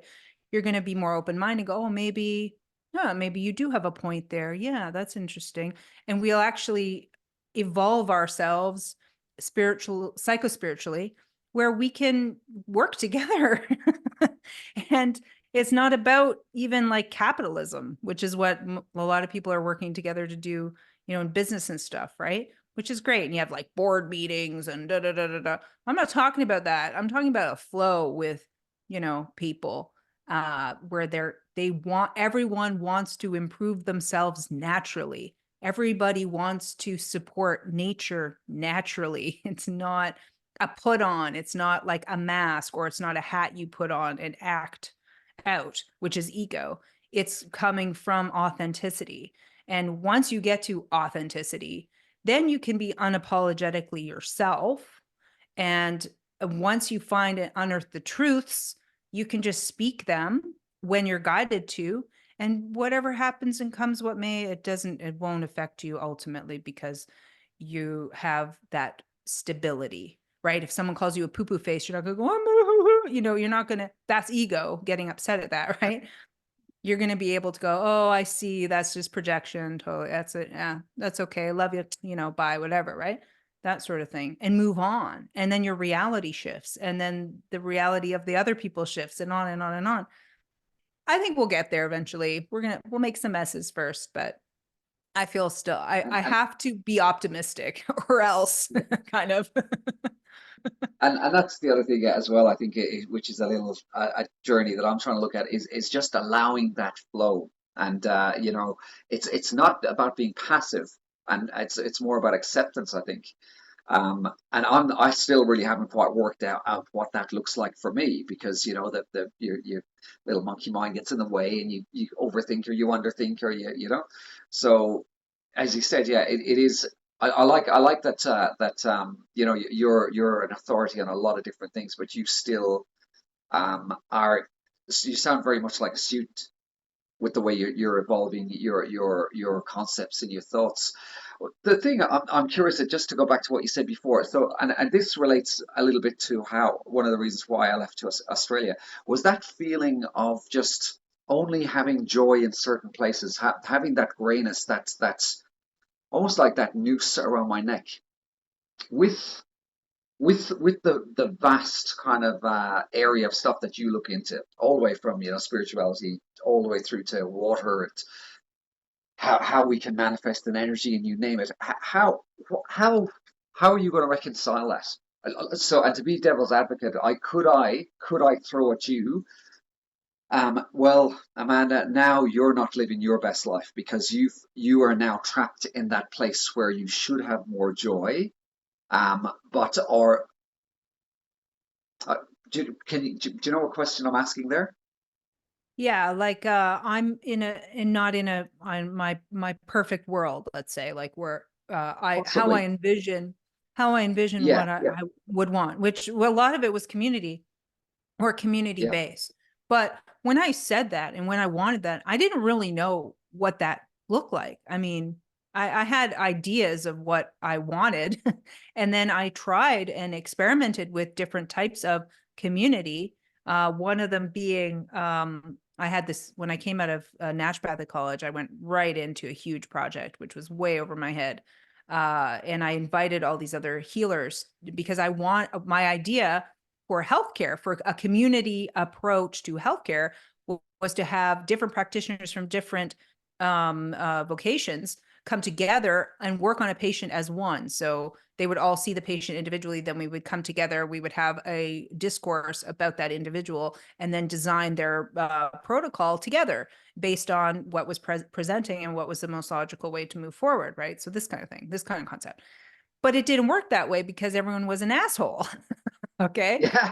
So, so I was like, oh shit. Okay. Well, that was kind of naive, I guess. Right. And I lost my whole shirt doing that project, which I actually have a lot of gratitude toward, because those mistakes meant when I went forward to start my businesses, my business I have now, I didn't make any of those mistakes.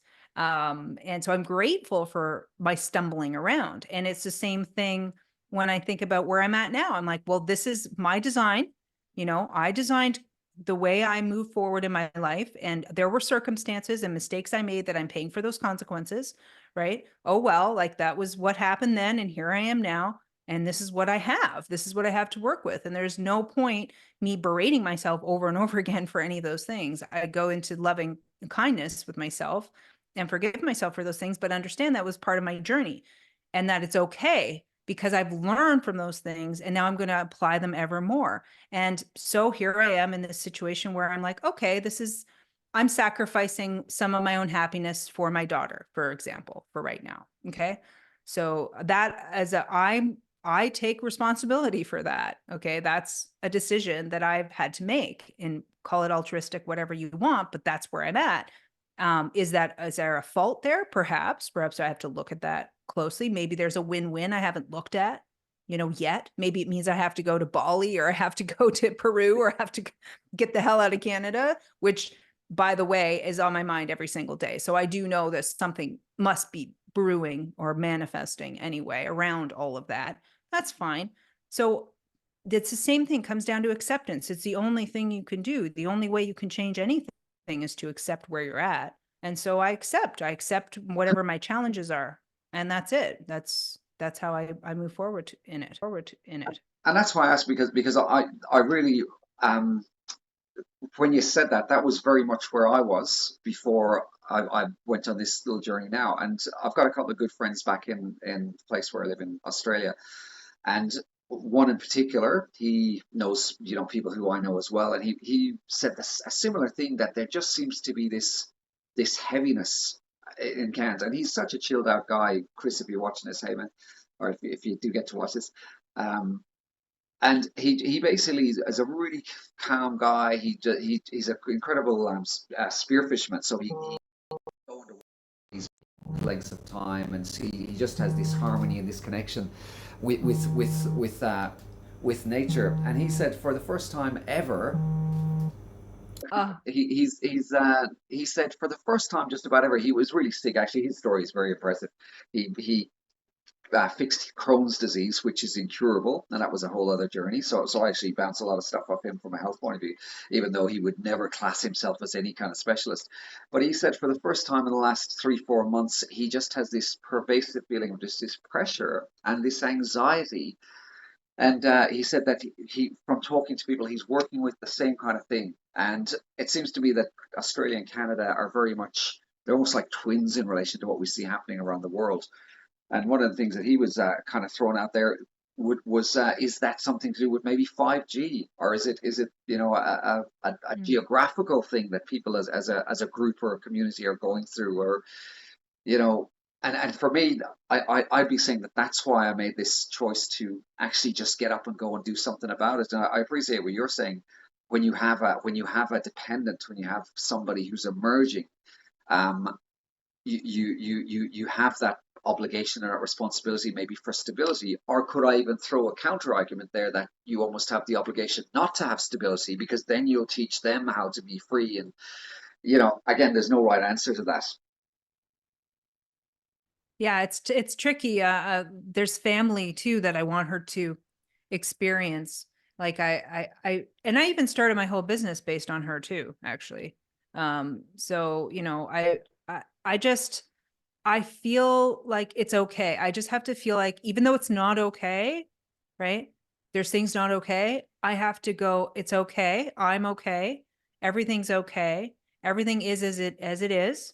And I'm going to continue to listen to the still voice inside. I'm going to make sure I tune into myself and um and ask, like I was saying, like I ask, oh, please show me this and please show me that. Like I've been asking, please show me where, another home can be for us that is safe from geoengineering programs, because I don't want to go and uproot into a beautiful tropical country that they're just going to wipe out with one storm. I like, that's a risk as well. Here I'm on the It's a risk, shield. yes. I'm on the Yeah. shield. They can't do too much. They can make a lot of wind, and they could possibly make a lot of snow. They could make it too hot in the summer, right? And they could give us a little bit more extra bugs, whatever. But like I contemplate the pros and the cons of all of it. And I've been traveling more, which I hadn't been, because being not vaccinated, they wouldn't let me out of the country or into the United States for a long time. But now that I'm traveling again, I'm going to go to a lot of these places and I will feel them out. And then something will present. And I also know my energy. I know my signature. So my signature, if I actually try to create something out of my own, from my own ego, it fails 100%. I can never, ever, ever do that. That's not my path. My path is to wait for an invitation to come. And then I listen to my hara and I go, I either get an aha or an And if it's a aha, then I do it and it's always successful. If it's an and I go and do it, it's going to be disaster. So I have to listen to myself. And so I can't just make those decisions. I know myself enough. I can't just go and like, oh, we're going to go here. Oh, we're going to do it. No, it has to be invited, the energy, or inspired. Sometimes if it's a true inspiration, like godly inspiration, and I do it, it's beautiful. It's perfect. Like sometimes I'm inspired to rant. I don't know if you've ever seen any of my rants, I've but heard your rant. Yeah, I like your rants. They're good. those are divinely inspired, because I Yeah. feel I know the sensation, like I'm familiar with it, and it's just comes through me, and it's like, okay, there, then it's divinely inspired. There it is. I can do it, and it's successful. But if I went to manufacture a rant of my own concept, nah, it wouldn't be good. It wouldn't be what it was meant supposed to be. So it's interesting to know thyself. Um, um, How does it play with that? Because a lot of things that you're talking about there are things that I struggle a lot with, and I feel maybe because of my lack of awareness or my journey is not so advanced. It seems to me that there is those male and female energies I think are really important, and probably I want to say this wrongly. Do you think that that there's a certain intuition attached to femininity that means that for you to do some of those things there, I can intellectually appreciate what you're saying, but for me to actually access them, I find really friggin' difficult, and it pisses me off. So, for example, you're talking about kinesiology, for example, your muscle testing. I find that incredibly, it's so ambiguous, and I've looked into it and I've done research, and there's some people that do struggle with it. I'm open to it, but I always get, and I've tried different techniques and whatnot, but I always get results that are just not consistent. In relation to my intuition, mhm, I feel that for me, when I do things out of calmness, that's probably my compass. But when I try to do things from an intuitive point of view, it's hit and miss. So, mhm, as a superficial example might be, I'll go, okay, I'm gonna just allow, where will I go to eat? And I'll just allow the first thought to come in, and that's going to be the perfect place. And I'll go there, and it'll be closed. I'll go, okay, that's interesting. Okay, let's try this again. That's just, whatever. And the next place will have no seats. I'll go, okay, what the fuck? I'm gonna intellectualize this. Where do I like? Okay, I'm gonna go there, and that'll work. So I always find that I just can't quite get this allowing a flow, and that could be very much me blocking it. What advice would you have for me? Yeah, and I mean, I'm in a female body, and so I can only guess what the masculine component or how that operates in the masculine like energy, right? Yeah, What are the differences between the way in which a female and a male access their intuition? I know my partner, he talks about his gut. He says he just feels it literally like in his gut and he just knows, he's just memorized the sensation. And so when that comes up, he trusts it implicitly and he's trained himself to trust it. So for him, it was like a training regime um, for his interactions with the world. Mine wasn't like that. Mine was more about going deep inside my body, and I can't even describe the place, but it's amorphous. It's like a swimming type of feeling, or you could be in any direction sort of feeling in your body. And so for me, that's where I go inside myself, and I can tap into it quite quickly because of the experience of it.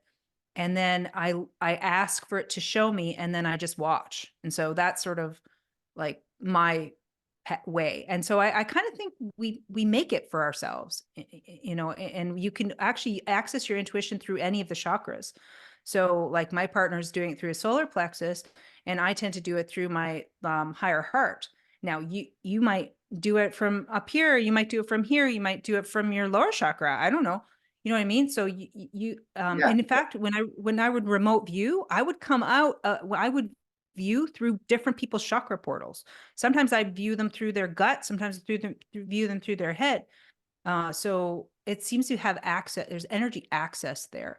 So I think it's really individual and also could be male, female, like both at play. So I would just explore and decide, like just decide, make a decision. It's like, okay, when I do this, this means that, and that's the way it's going to be, the end. And now I'm going to put that into play, and I'm going to make it a thing, and then I'm going to test the thing by every time I'm just going to do it this way. And it's like a neural net you're making inside your brain, and you're creating your own feedback system. So I think it's more like that. good advice, and it's even more interesting now because I'm on I have no idea where I'm going to be in a week, or who I'm going to meet, or what I'm going to be doing. So it's in one sense it's um, yeah, obviously it's liberating, but yeah, I think I'm in a very well poised to allow flow because really I don't feel. Um, I don't feel any pressure to have to get things done or to have to do things or to have to be in any specific place. So I think, yeah, maybe that's why I have been compelled to do this, to explore that area, a way of living without pressure. I'm not too sure. Hmm. And I get those places, those times where I call it my unplugged times, where I feel really connected for a while, and then all of a sudden I feel completely disconnected. And you'd think I'd learn after all of these different cycles of experience, but every time I become unplugged, I freak out every freaking So time. would you say I'm unplugged now? Is that being unplugged what I'm doing, do you think? Or I think because I so feel because unplugged. Yeah, yeah, I do yeah. feel unplugged. It's a good way of describing it. hmm And and what and what, what does that look like? well, and but now because you're unplugged, it's the mystery. You're in the mystery. So I have to Okay. remind Yeah. myself, oh, I'm in the mystery. Okay, this is not the time to do like really detailed teachings or deep research other than like just looking and learning, not like writing and like, which is really tough because I have to do all this writing and I'm totally unplugged. But it's okay because I'm in absorption sponge mode and I'm in retesting where my faith comes to forefront, my internal awareness comes to forefront. It's like a graduation, so I have to remind myself this is good. I've been unplugged from the old. I'm going to be plugged into a higher level next, but I'm preparing for that. You can't just do that because you'll shock yourself. What do I need to do to prepare for that? And this is the prepared time. Do I need more ritual? Do I need to have a different cleansing routine? I don't know, whatever. The sky's the limit on whatever it is, but you're in the mystery. So you have to just be comfortable, walking in the mystery and looking for little pieces of information that will guide you along until you're plugged in again and then you're hot to trot. Because usually at that point, when I get plugged in, I'm working. Like there's information flowing through me. I'm there's activities, people are, interacting in my life. Like when I'm unplugged, I'm alone. Hardly people hardly talk to me. I become sort of invisible for a while, which I find very daunting. My old ego wounds will come up like, oh, nobody likes me, or oh, what am I doing wrong? My old like bad girl, like little girl problem, getting told I'm bad or wrong or whatever as a girl, right? Will come up and I have to nurse my inner child again. I go through the inner child stuff when I'm unplugged. Self-nourishment. Have I been eating right? When I was plugged in, was I going to the races hard and I lost a lot of my self-care routine, healthy sleep patterns, all this stuff? I had to, it's like a time to like recuperate, look at what I've been doing, that kind of stuff. And then to be ready for the next, plugging in time. So not to feel daunted at it, which you do, like I'm say that, but you kind of do. It's kind of part of it where you're feeling kind of abandoned a little bit, but knowing that that's the next plug-in part is coming and you're just preparing for it to be there. And it should be something to look forward to because generally every time this has happened to me, it's better. The next input is better, albeit sometimes intense, which, Very which means a interesting. Very lot more interesting to say yang energy. that. And as you said that, like that there are a couple of things that came up. I thought, oh, I feel a little bit lonely. Yeah, I do feel a bit invisible. Yeah, you nailed exactly those two little things that have been popping up in the last couple of weeks or so. So that's interesting you say that. Now I think that's a really I hadn't thought of it like that. Just being unplugged and appreciating the mystery and just accepting that this is the mystery. And you know, I don't feel too I don't feel so daunting. It's more it's odd. There seems to be an element of sadness attached to it in the fact that you know things are not going to be the same anymore. They can't be the same anymore. It's almost more of that letting go.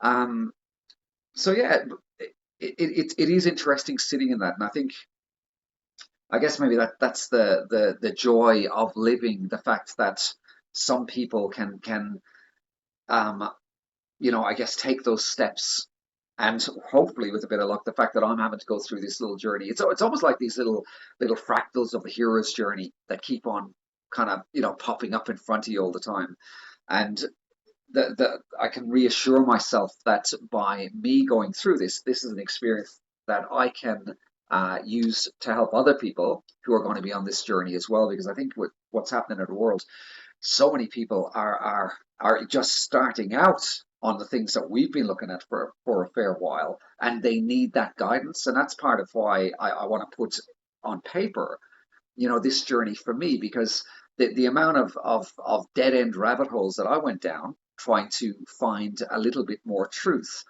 And then you stumble across people like yourself or people like Max Egan or there's so many others, the Baileys, where you go, holy shit, what if I had you know, caught their information way earlier, I wouldn't have had to go through those struggles or those confusions, because you got a lot of those false prophets out there.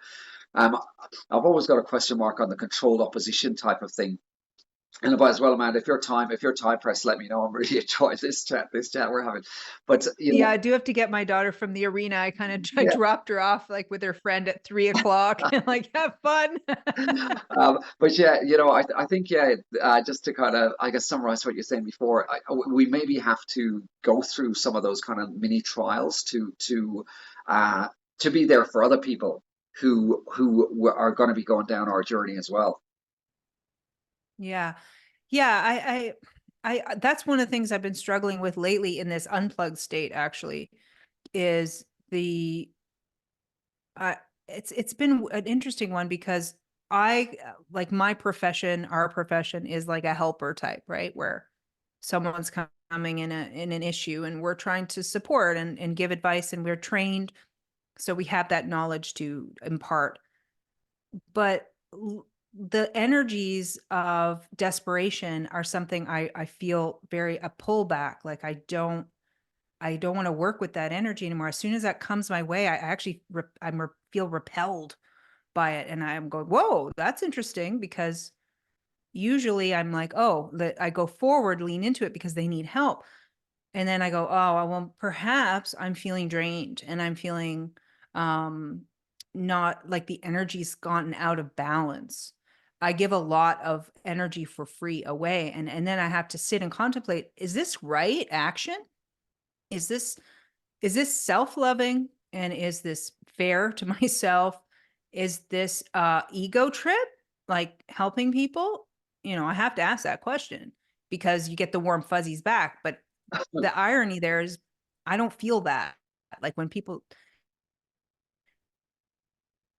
tell me that you saved my life or whatever, I'm like, oh, great. Well, that's normal. Like I don't go, oh, wow, I know, like I don't, that doesn't, it's not a reward in a way for me, So then I go, am I doing it for a reward? What am I, like I contemplate this a lot because I want to be in correct action. And I certainly don't want to make more karma with anybody. And I don't want to take away their lessons or their karma, which I used to do way back when, before I got burnt out, saving everyone and taking away all their challenges and making their lives awesome while mine went not awesome. And the people pleasing, because I grew up, doing that, the people pleasing perfectionist stuff, right? So I had to recover from all of this. So I have to contemplate in these unplugged states, am I serving well? And am I doing it the way that is in the highest integrity? And I think we have to ask that of ourselves from time to time in this world. So, but yeah, I, people need our help, but we are trying to encourage them to help themselves. But then we also are interdependent, so we do need each other's help. So, like, how does this all freaking work, without getting drained or without having an imbalance? And then how do you speak up for your boundary? That's where I'm learning. Like, how do I speak for my boundary? Like someone will say, oh, Amanda, help me. I've got all this stuff going on. And then I'll just launch in. And then after, I feel like I got kind of taken advantage of a little bit, like, oh, I shouldn't feel like that because I'm helping someone. But I Yeah. still do sometimes feel taken advantage of. And I'm trying to like contemplate how to work with this. Do I need to ask differently? Do I need to set the contract? Maybe I need to use contract law actually in these instances. I don't employ my fee schedule with people like that. That's why I have my membership. I don't know. That's where I'm in a big amorphous blob of that right now. Just trying to not feel disgruntled and disappointed in mankind for their deficiencies and their ignorance, because I always expect better. I expect better of myself. Then I project that. I expect better of other people, and I have to be aware that I do that, and then because they don't live up to my expectations, a big fat disappointment. And then why do I bother? What's the hell, and then you get nihilistic for a while, like, fuck it. It's all a wash.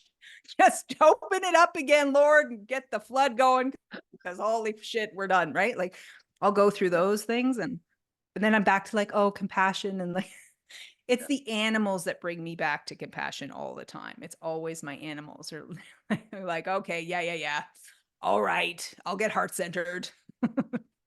That's Thanks for the amazing. lesson. So what Yeah. do we? I love the fact that we didn't have an intro. I love the fact that we didn't have an introduction. I love the fact that we just started chatting and just continued to talk for God knows however long.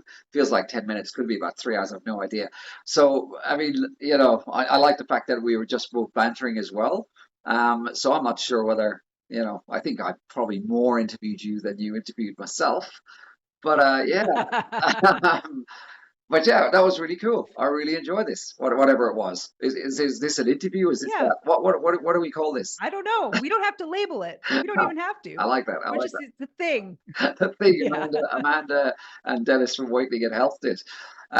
Listen, yeah, I'm aware that you got to go with your daughter, and yeah, thanks Fabian for reaching out and for you to have an interest in having a chat to me. And I think there's loads of little nuggets in the conversation all the way through that hopefully people can get a few great things on. And I'd love to hit you up in the future, Amanda, about I'm fascinated with water and the structure of water and people like Veda Austin and Masaru Emoto and how these things work with different types of energy. And I know that they're kind of fortes of yours, and I think that yeah, I'd love to kind of structure my thinking a little bit more.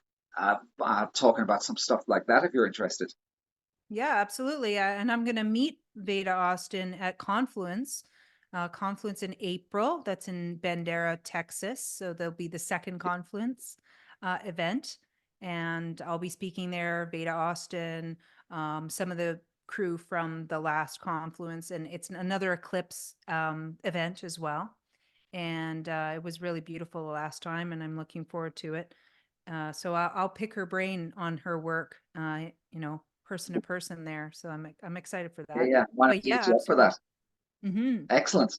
So listen, I'm going to let you go, and yeah, thank you so much for your generosity with your time, Amanda. Yeah, thank you, Dennis. It was really nice to meet you and have this Yeah. like philosophical conversation, I guess, Oh, spiritual conversation, and which I really enjoy personally. It's not always have yeah. to be work. It can be like Yeah. our musings, and I'm sure lots That's of it. people That's will it. get benefit. Yeah, and what's your website so everyone Yeah, can sure. know? So I've been a little bit neglectful with all that stuff. So but it's Awakening in Health is my banner. I've been a bit slack with social media and whatnot. As you said, it's that unplugging, which in one way I'm kind of really enjoying. I've got about 3 or 4 other videos and stuff that I've got to put together and edit. It'd be great to get them out timely, but I don't really care. As you said, I think it's about just waiting for that discovery. I think you hit the nail on the head. But again, Amanda Vollmer, I'll have all your stuff there. I listened to you for a good few years now. I mightn't align perfectly with everything. That's fine. But holy shit, as a resource and as somebody who has got their fingers down so many rabbit holes, I absolutely take my hat off to you. I've got such an admiration for your diligence and the stuff you do, and just keep doing what you're doing. The world needs, I think, people like us. Thank you, Dennis. Yes, I believe so. I think we're type of guide, and maybe we walk the path that's a little bit more dense with our machete for Yeah, others to walk it a little bit lighter, and we're happy to do the work, and I'm grateful for it, and I'm grateful for yeah, you, and we'll and talk vice again. versa. Yeah, Absolutely love it. thanks. Thank you so much. Really delighted to meet you. Thank you.